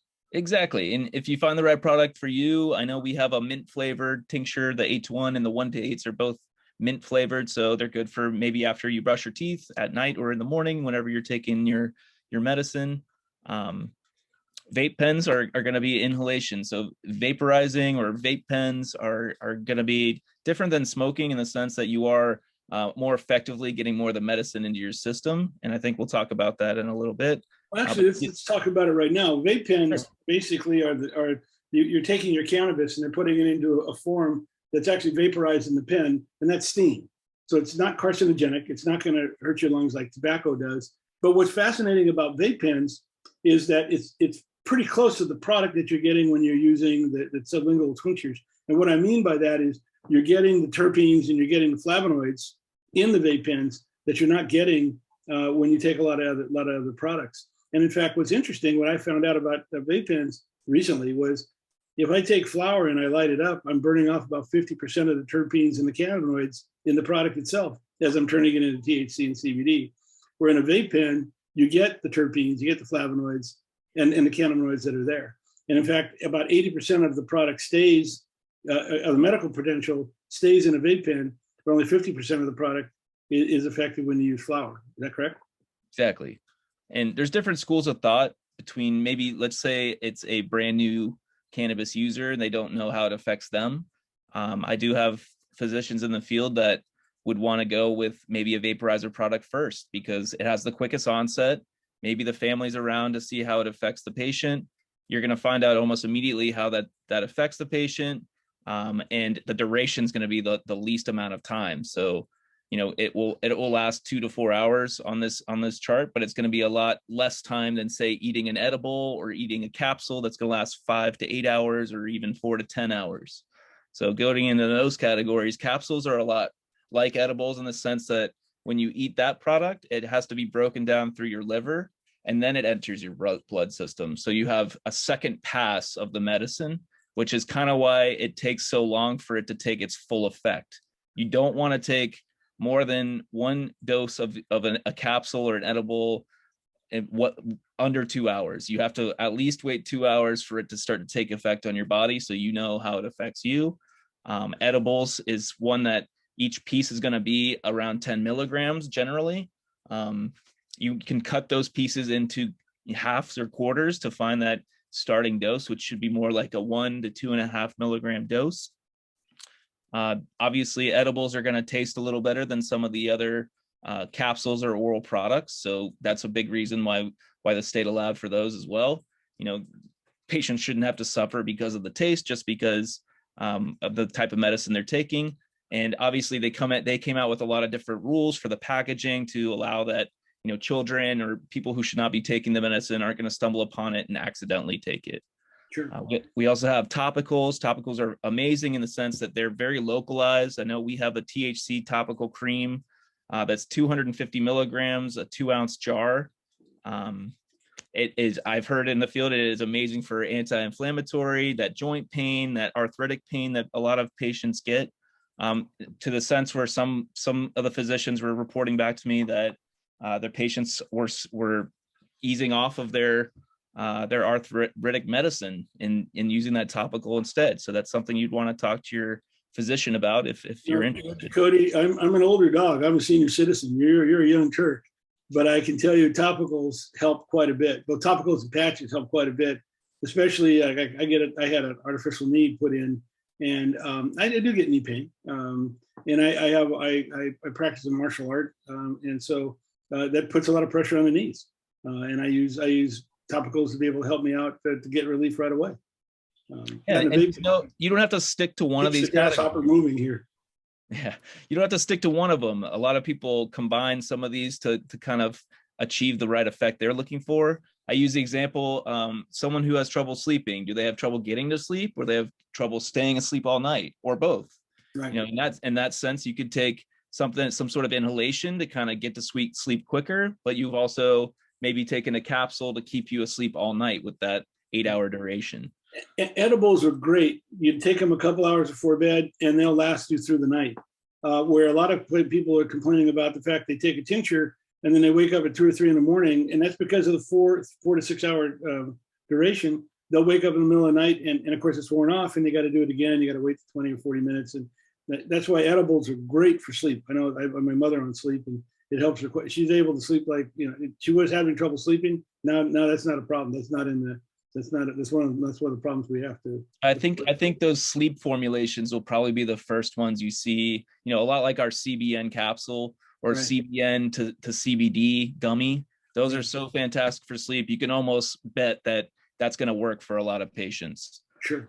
Exactly. And then more down the line here, you have the transdermal patches, you have meter dose inhalers, you have different sprays for different types of topicals or even mouth sprays.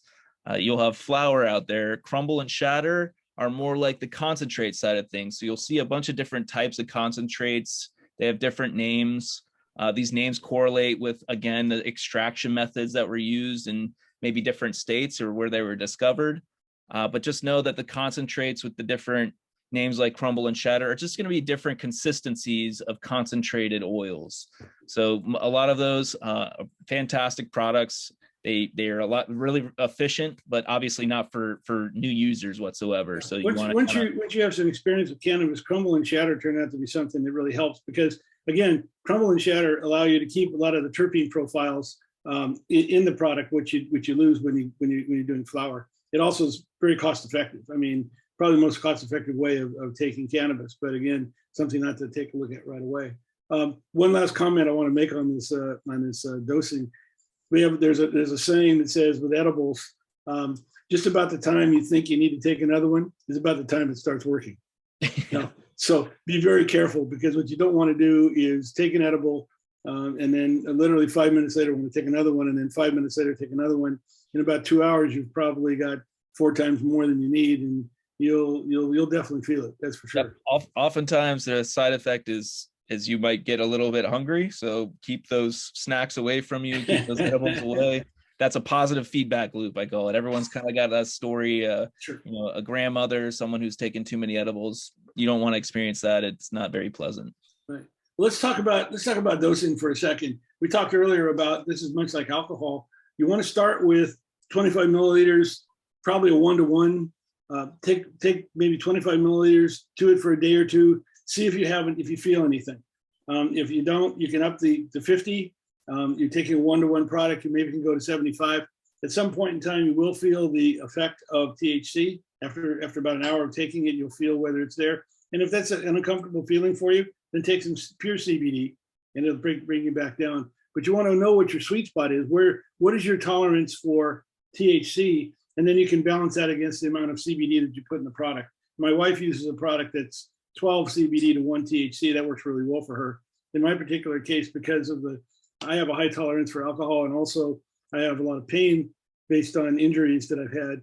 I'm more of the 2-to-1, 1 CBD to 2 THCs to be able to, or 4 to be able to address my particular situation that's out there. It's there, but also be careful, because some people are worry about their THC tolerance. There are people that have reactions to CBD. You know, one of the folks that you work with, Alex Ford, has that, for example. And it's something that we pay attention to. This is where you want to work with your doctor. This is where you want to work with your medical marijuana doctor. Have them help you with your dosing. It's out there. There. Okay. So let's kind of wrap this up for a second because we've got a bag full of questions we want to be able to address. The bottom line is, you know, you're not going to expect, you don't have to get high, and you're not going to get high from using medical cannabis. You can if you want to, but more importantly, you can use it and you get the medical benefits without getting high. You also aren't going to necessarily, you aren't going to get addicted. No one has ever died from medical cannabis. I take medical cannabis. I stop taking it about every 4 to 6 weeks for a day or two, because what I'm doing is I'm letting my body recharge. Do I want to go back to it after a day or two? Yes, not because I'm addicted to it, not because I have this thing. What my body does is my neck pats me on the shoulder and says, if you don't do something with cervical herniated discs in your neck, you're going to have some problems pretty quick.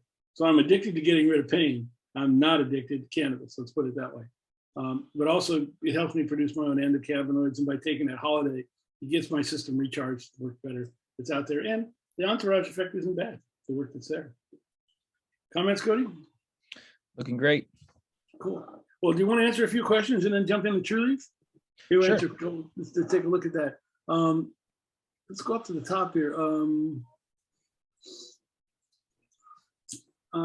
Kathy said she's a new user. She's trying to help with body pain, you know, bad in the legs. She said she takes gummies 1-to-1. What's your comment on that? What do you think? Where do you think she should be headed? I think you need to really find out what your tolerance is. You need to go through a dosing formula where you use 1-to-1s, find out what your tolerance is for THC. Once you understand where that is, that's where you can start using the different ratio products, for example. All right.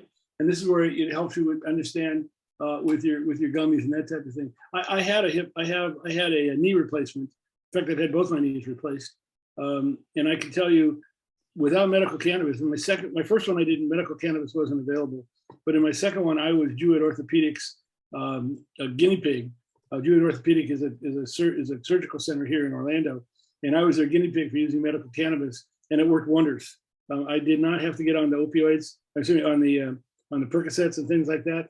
I kept my pain level below a 1, and I didn't have all the negative side effects of the drug. So it's something to definitely take a look at. But I think, Kathy, the best thing would be to take a look at some sort of a dosing regime or formula. What's your thoughts, Jacody? Well, Kathy jumped off. I saw in a couple of comments later that she had to go. But I would say to Kathy, you know, start with, she said she was using CBD, but the THC makes her feel too high. I would talk to her physician about it, obviously first. But CBD is going to give you some great effects. I believe that CBD with THC is going to give you the most effect. It's kind of like a Batman and Robin, a 1-2 punch. THC, it can be taken in very low doses. Even 1 milligram for some people, probably like Kathy, is going to make her feel high. It's going to make her feel uncomfortable. So how does she avoid that? We have products for that. We have an 8-to-1 tincture that's less than 1 milligram in 1 drop. It's actually one ninth, less than 10% of 1 milligram in each drop. We also have a true powder, which is a drink mixture, or you can mix into a water bottle and microdose throughout the day. Each scoop of that true powder is going to be 5 milligrams. So if you put that in a pretty big water bottle or a 1 liter water bottle, each sip is going to be a very, very low dose, much less than 1%.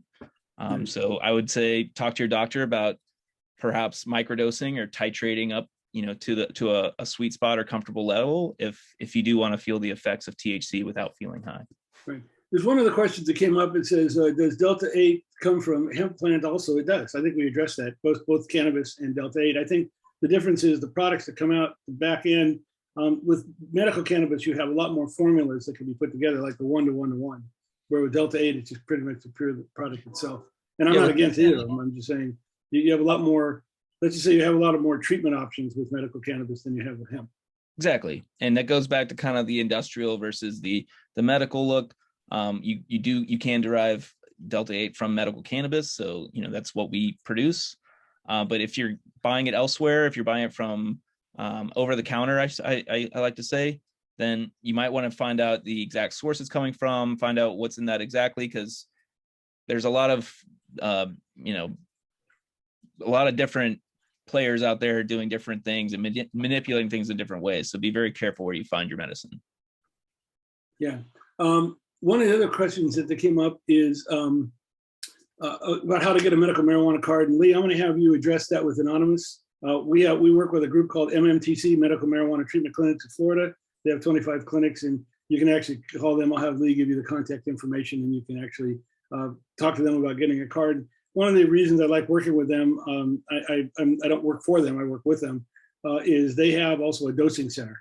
So when you get your card from MMTC, as you're going through the dosing regime, you not only can talk to your doctor, but you can also have a call center you can call in, and they can help you get the dosing correct, which is absolutely critical. In fact, I don't know of any other doctors in Florida that do that other than MMTC. And dosing is the key to making medical marijuana work. Joanne asked, I heard the cannabinoids act as an appetite suppressant. And I think we went through that. Their THC helps you, it actually gets you hungry, as you were mentioning, but a couple of the CBD products actually will help to suppress that. The CBDA, for example, is one of those that can help be able to suppress the appetite. But when you talk about controlling weight loss, that's also where you want to get into using the THC products, because THC can actually get you hungry, but if you don't use a lot of it and use the right formulas, it actually helps with weight loss. Is that right, Jacody? I believe so. Yeah, it's an appetite suppressant. Yeah, that's out there. So that's for that agonist and antagonist, depending on how much you take. And so if you're using a little bit of it, it suppresses it. If you use a lot of it, then it goes the other way. And that's something that you want to take a look at. So one of the things that Kathy asked about was the higher the THC, the better, or does it make a difference? You want to answer that one, Jacody, or you want me to take that? There's a lot of different schools of thought. Me personally, I don't believe that the higher the percentage, the better the product is. It depends on what you're, looking to accomplish with the product. If you're looking to have, to treat your insomnia, something that's going to be in that indica variety or high in myrcene is probably going to be better for you. So everyone's going to have their own different end goal. So find the product that's good for that end goal. Yeah, I think that's exactly hitting the nail on the head. It depends on what you want to accomplish. There are times where you do need a higher concentration of THC. For example, in pain management, you got to have a certain amount of THC in it. A lot of people perceive that you can use CBD and get rid of pain, and the answer is it's not real good for pain. It's okay, but if you want to get rid of pain, you got to have a higher concentration than 0.3% THC to be able to really address your pain management. And trust me, someone who's been in pain, I'll live with marijuana issues to get rid of my pain. It's not fun to be able to do that. Let's take one more question. You want to pick a question? You want me to pick one, Jody? Yeah, Michael asked, does anyone know a good formula or product for sleep? And yes, the audio goes in and out. He also asked, is Delta-8 normally in products or is its own product? To answer the first part of it, that CBN product is going to be great for sleep, in my opinion. CBN capsule alone, or even better, the CBN to CBD gummy that we sell, or True Gel. That's going to be a fantastic option for sleep. But if it's not CBN you're looking for, an indica variety THC would be a good bet for sleep as well. Again, be very careful, go low, start slow with your THC in all your products, and consult your doctor for the real regimen that you're going to go with. Yeah, if you're looking at addressing sleep, I agree. And also pay attention to the amount of CBN and also the amount of myrcene. Myrcene is something that helps you sleep as well. So a higher concentration of myrcene in the product probably will do something that helps you sleep. I know your product that's the 1-to-1-to-1 is really great because I think you're using a lot of myrcene in it. I know the Diablo product doesn't have as much in it, and that's why it's a 1-to-1-to-1, but it's more energetic than the And that answers the second part of his question, which is Delta-8 normally in products or is it its own product? Normally, it's very low percentages if it's naturally occurring in a product or in a cultivar or strain. Right. But Delta-8 is its own product as well. We have that 1-to-1-to-1, which will be Delta-8 THC to Delta-9 THC to CBD. And then we also have the pink lemonade, which would be a Delta-8 THC to CBD. So that would have about a 25%, roughly a 25% psychoactivity level compared to regular THC product. And the 1-to-1-to-1 will be somewhere in between 25 and 50%. Yeah, I mean, Delta-8 by itself, because it comes from the aging, typically you'll have less than 1% in the product itself. And that's why the hemp products work, because the Delta-8 is there. But if you can get yourself a marijuana-based product, you have a little bit more of it in there because they're able to craft the product. And also, the dispensaries are doing a very good job of developing cultivars, doing genetics to develop products that actually help be able to produce more of that. I know that a lot of the genetics that are going into in the processing, going into hemp, is to grow a plant that has 0.3% THC or less. That's what they're trying to do, not have to process it. And that's kind of counterproductive to a lot of the different things you're looking at, like with Delta-8 and with pain that's out there. I have another question here. I have yet to use Trulieve as a dispensary, but I heard that they are the best when it comes to the product selection and user feedback. Thank you for asking that, or just making that comment. But very true, we are the best in my opinion. We also have an exchange policy that no one else has implemented. So our policy with the exchanges is if you purchase a product for any reason, you can bring that back at any time, whether you've tried it or not, to exchange it for another product. So we want to make sure that patients feel comfortable with their purchase, take full advantage of that. Your first discount as a new patient to Trulieve is going to be 50% off your first order. So definitely take full advantage of that too. There's no limit to that type of product. Why don't we talk about that a little bit, because discounts are important. I know that this is what a Trulieve store is, or some of them look like. I wanted to point that out because they're very much they look more like an Apple store than they do a head shop, and I think that's important to understand. You're going to a very safe environment, but also one of the things about your product is what I call your true nanotechnology, which really takes not only your ratio product but your gels, make them a lot more effective.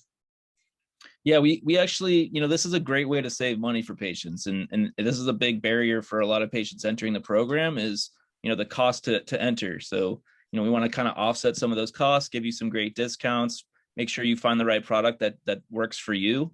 Nanotechnology is amazing. So this is something we started rolling out for a couple different products. Our nano tinctures, those 1-to-8 and 8-to-1s.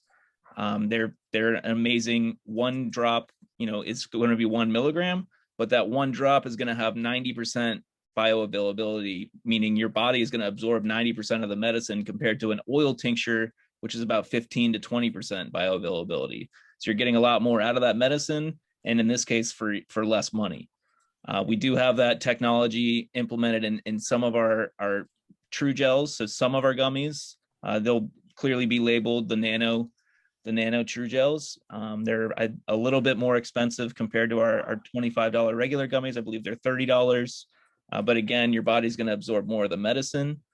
We also have that true powder. And also you can cut the gummies in half.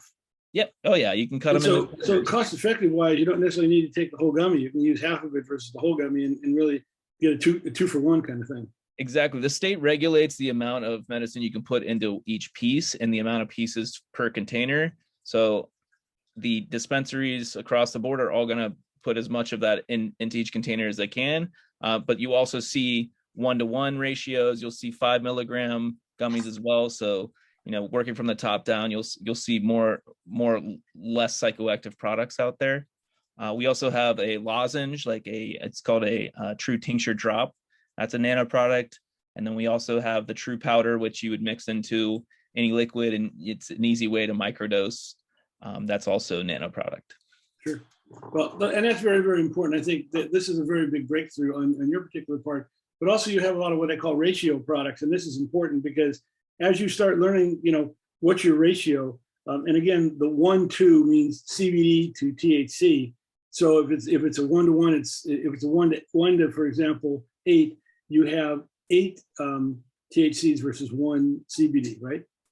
Yeah, it's going to be in alphabetical order, I believe. So the CBD is usually going to come first, unless it's a CBD to CBN product. Right. But you have a number of great products. You have the True Clears, the True Pods, the vape pens, the True Gels, capsules. Just know that there's going to be the right the right product for you, you're going to be able to find something that works for you on the level you want to come in at. And then there's an easy way to titrate up or down depending on what direction you want to go. We do a virtual consultation. We offer virtual consultations. So if anyone wants to take the time to go through, a 30-minute consultation, free consultation with us, we have options on our website for that. But this is our discount card, that 50%. Highly recommend the consultations. They're free. That's what's important. You don't necessarily have to be a Trulieve patient or a medical marijuana patient here in Florida. If you're thinking about medical marijuana and you want to learn more about it and how Trulieve products apply to you, that consultation is for that. And they do it via, you do it in a telemedicine type of a setting where you can do it online, like our Zoom call, or you can do it in the actual dispensary itself. Yeah, we've always offered them in store. We have consultation rooms built into each one of our showrooms or the lobbies. And then we started offering the virtual consultations back in 2019. Yeah.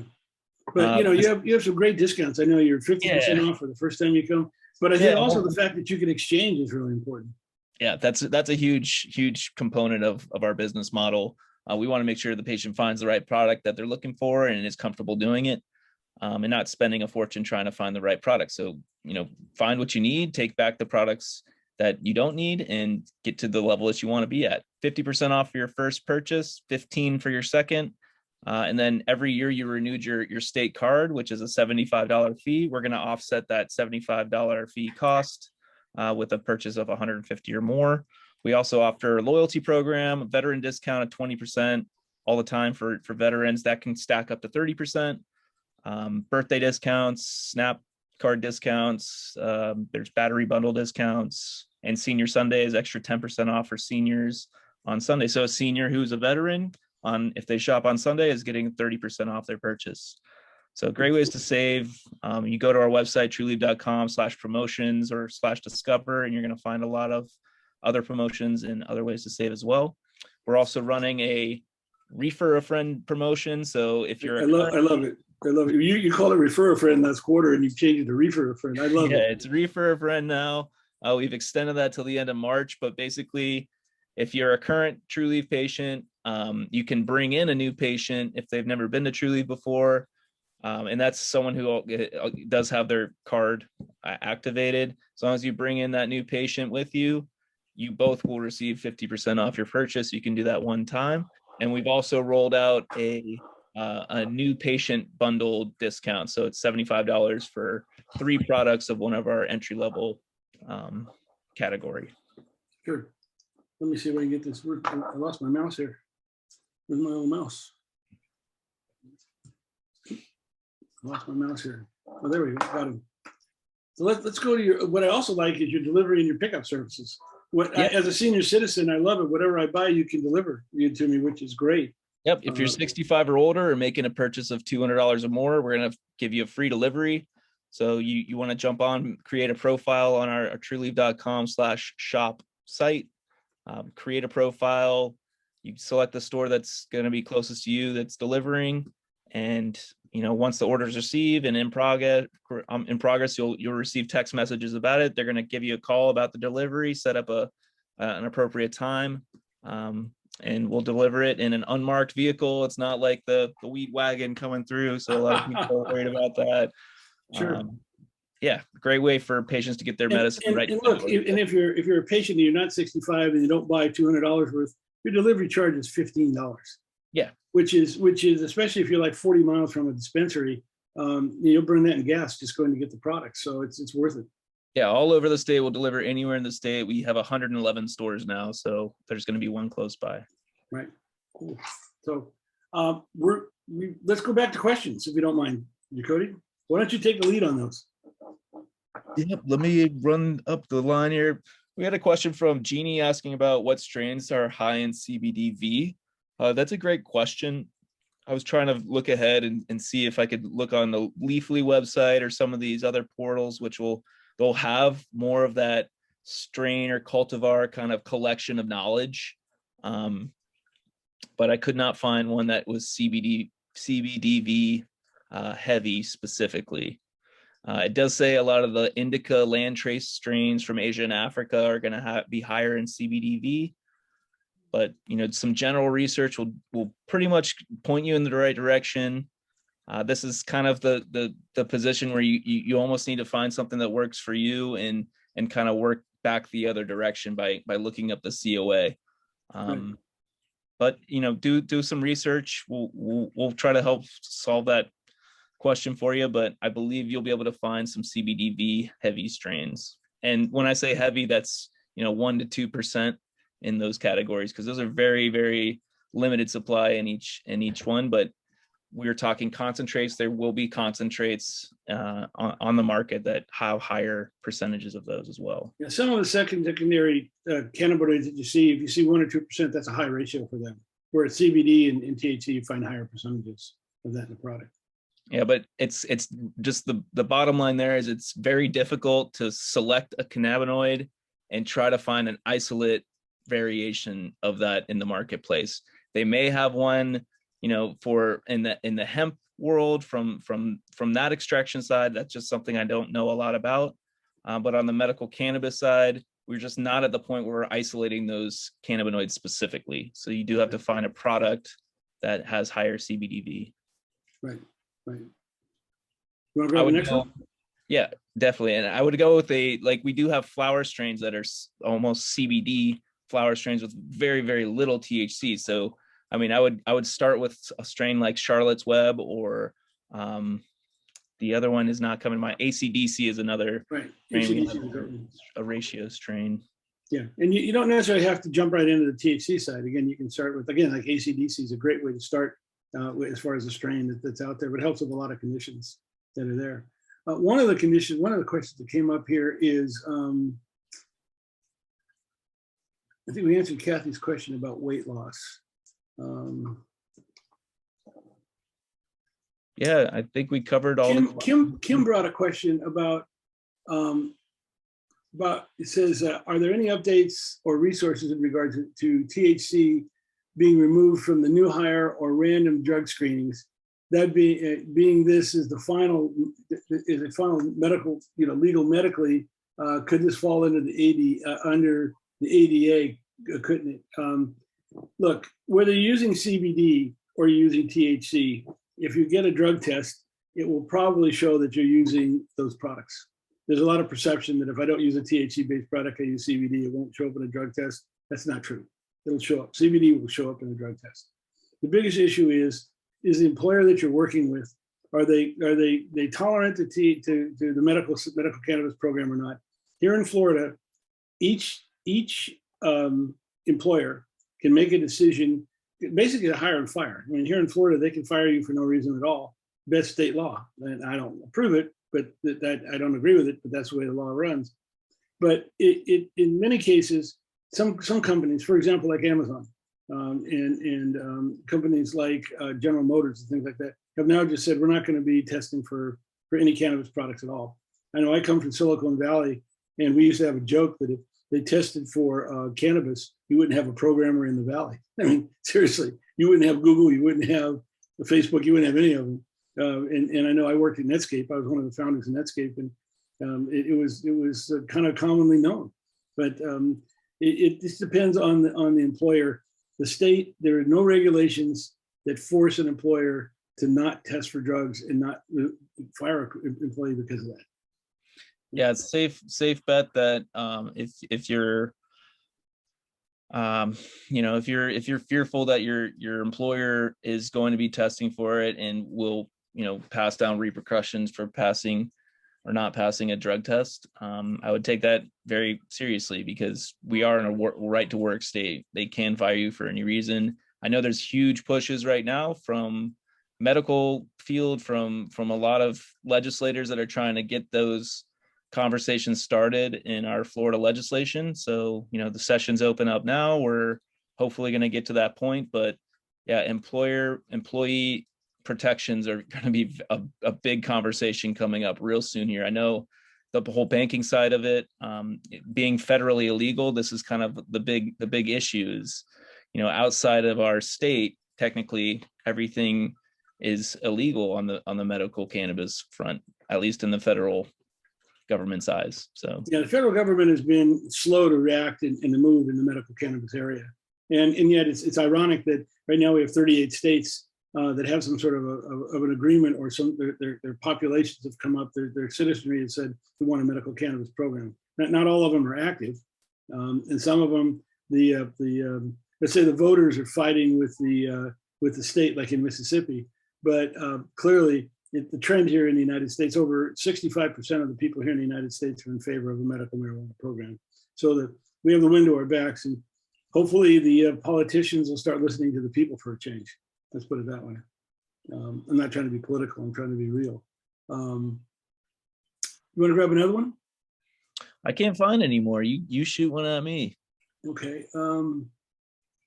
Joanne asks, does anyone buy or ingest any of the acidic components of a cannabis plant? Are they sold at the dispensary, and are they vaped or placed on the body as a poultice? By acidic, I'm thinking you're talking about all the different components that have an A in the back, THCA, CBD.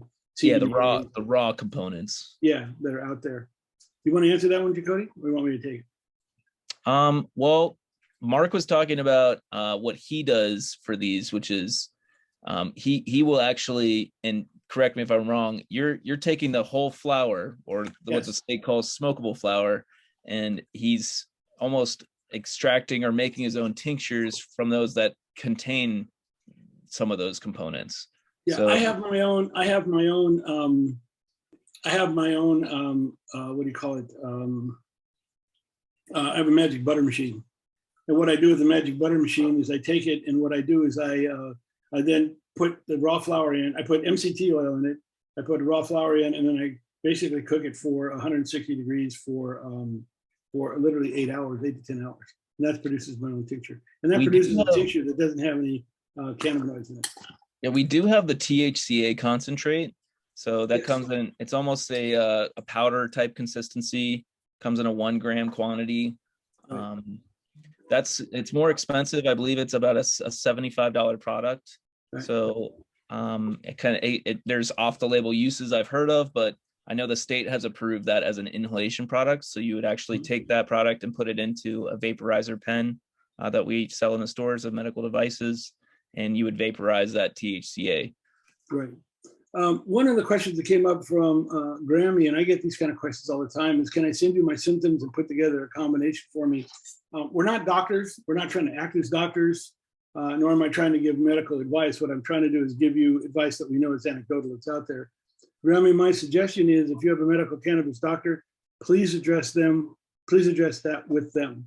If your medical cannabis doctor, you can't get a hold of them, or you have a problem, send me an email and I'll put you in touch with a medical cannabis doctor that can in fact help you, that it's out there. But I suggest that you work with your medical cannabis doctor. They can help you with your actual formulations and with your dosing. I can put you in touch with an MNTC doctor that'll be able to help you. Not all doctors, medical recommending physicians are created equal. So just know they're on their own spectrum. There's some that are going to be a lot more knowledgeable and a lot more informative and a lot more helpful on the dosing side of things compared to some of the others. So listen to Marc when he's saying, they do have a team of dedicated people to help you with dosing guidance. Yeah, I know that. And again, I'm defending the doctors. When they got their medical degree, they didn't teach them about the endocannabinoid system, nor did they teach them about cannabis. In fact, the AMA went out of its way. I shouldn't say the AMA. The AMA was always in favor of cannabis.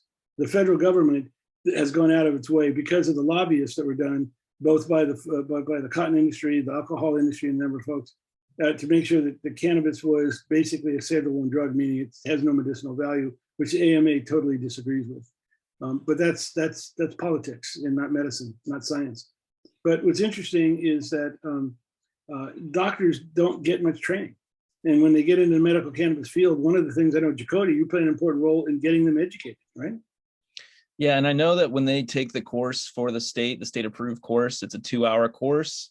It's not much information at all on dosing. It's how to fill out the forms, basically. It's how to fill out the forms. It's how, to avoid, catching some heat from the state and getting in trouble. It's doing the protocols right more than anything else. The doctors get a lot of the information from us and on their own research. So like I said, just find the right doctor that's for you, and they will help you answer those questions. Sierra here asked, Would something like kefir hash or any marijuana product that I've been told age well increase in CBN the longer it sits? That's exactly right. That's what happens over time, is that THC converts to CBN. Right. I wouldn't try to, buy a product to let it age on the shelf, kind of like a fine wine. We do we have a proprietary method of speeding up that aging process, and that's why we do create the CBN capsules and the gels on their own. So I would suggest going with those. But yes, if you've had a flower for a long time on the shelf and it gives you a much more kind of sedative effect, that's exactly why, is it has higher in natural CBN. Another one, Elaine here says, my card's not valid right now. Can I buy Delta-8 from Trulieve? Unfortunately, no. You have to have your card to buy any products from Trulieve, which Trulieve contains both deltas and is legal. Well, the 1-to-1-to-1 product, that Diablo is 1 part 1 part THC Delta-9, 1 part THC Delta-8, and then 1 part CBD. Yeah. Joanne asked a question and says, does one inhale this crumble and shatter? And the answer is yes, you do. And then the second part of her question is, what device has to be used? How much is it? I know you have a number of accessories, number of pens and things that you can use, that you put the hash and crumble in, and then it actually heats them up and works like a vape pen. Right. Yeah, and they're great ways to ingest the medicine. They're not for new users. You start with a very, very small piece. You definitely have to have some experience with THC to be able to use these products. Even the THCA product, like I was mentioning before, it's in its raw form in the jar, but as soon as you add heat to that, it converts the THCA into THC. And I'd say a rough estimate, 80% to 20%. So 80% of the THCA will convert to THC, and that's a concentrated THC. So you're going to get a lot of euphoric feeling from that, but you're also getting that 20% THCA that is vaporized. So you're getting a secondary effect from that. And those are really trying to achieve the effects of THCA. That's kind of a quick way to get to it. But like Marc was mentioning, there's workarounds, and there's, off the label uses, I'll say safely. Right. That are there. Lee asked the question, so I'm in California, I'm having trouble finding CBC products. The California dispensaries are awful with their COAs. Amen. I've gone to California a couple times to help my mom, and I've tried a number of what I call the big brand name dispensaries. And they had, I will say that Harborside does a great job with COAs. In fact, they help pioneer a lot of that. In California, Apothecarium does a terrible job. You might want to take a look at Nug. I get a lot of my mom's products from Nugs. We have a Trulieve in San Diego. So right, I was just going to say, happen to be in that area, we have one over there.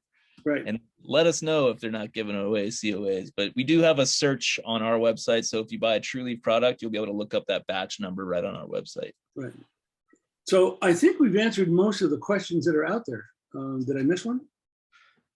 Actually, there's only a couple left, so let's just knock them all out here. Do you know the best way for one to wean themselves off opioids yes. when they've started a medical marijuana program?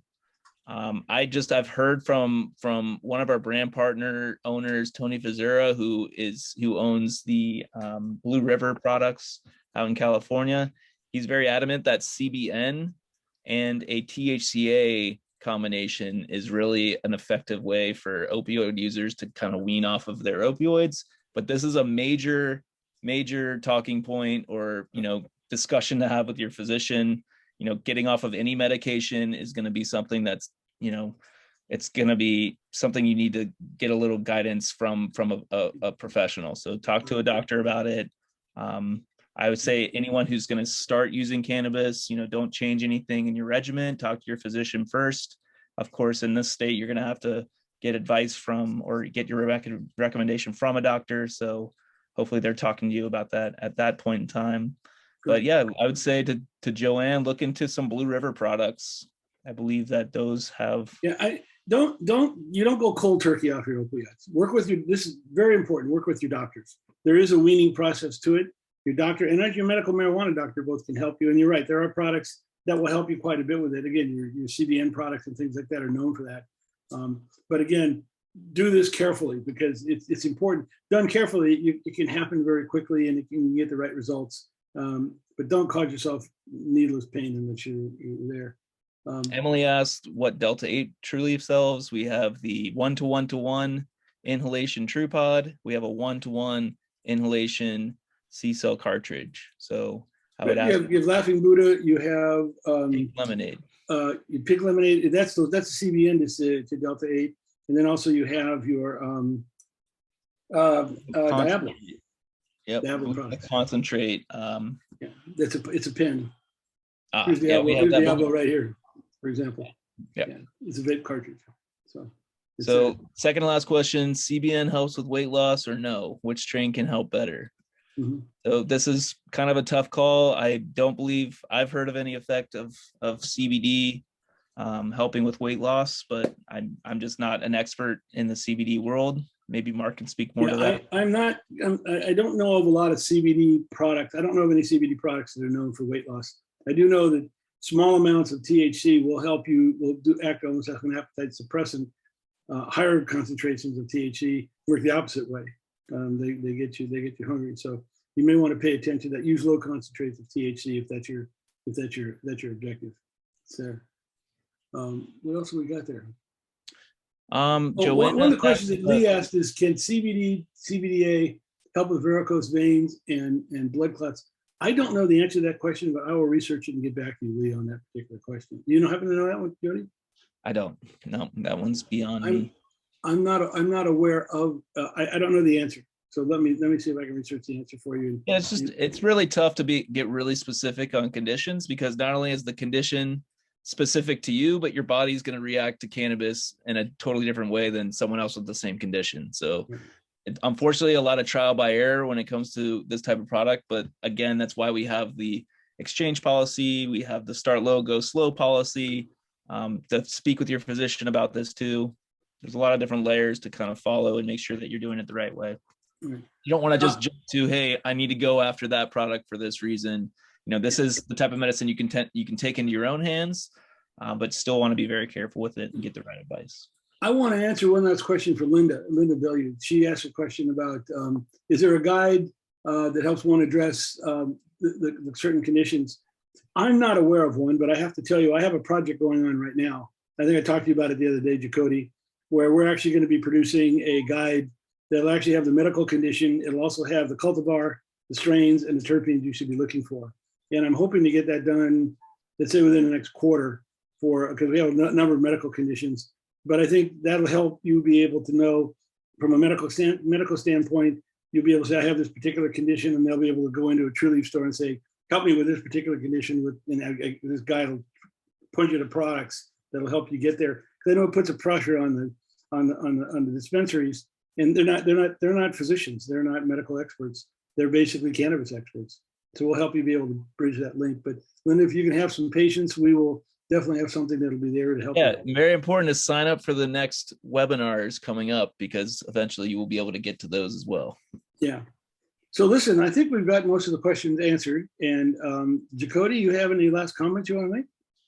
No last comments. Just thank you all for attending. And, we spent a lot of time here getting educated and giving education.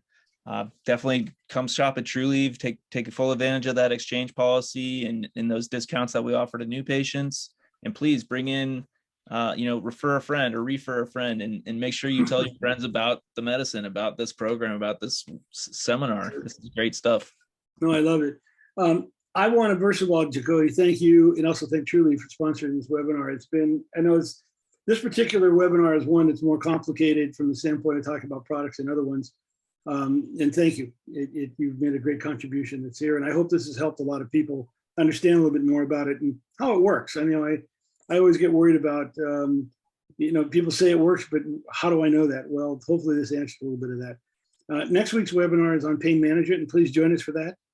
It's one of the more popular webinars. We will be getting down on a lot of the different products that work in that particular category. But I want to thank everybody for taking the time. It's been a long webinar. It's been 2 hours. And I know that it's kind of hard to stick around for, but thank you very much. Thank you for your questions, and we thank you for your attendance. And again, Feel free to email us if you have any additional questions. Leah, we'll get back to you on that one question that I didn't answer. And again, everybody, please, thank you very much. Jacody, you have a good week. Everybody have a great week. Please stay safe. I know with this current environment that's out there, we always worry about should we go out or should we not go out? Just be safe. That's what's really important, and that's what we're really all about. So listen, everybody, thank you very much. Have a great weekend, and we'll see you next Wednesday. Please sign up for the pain management webinar. Jacody, thank you. Thanks, Mark. Appreciate it.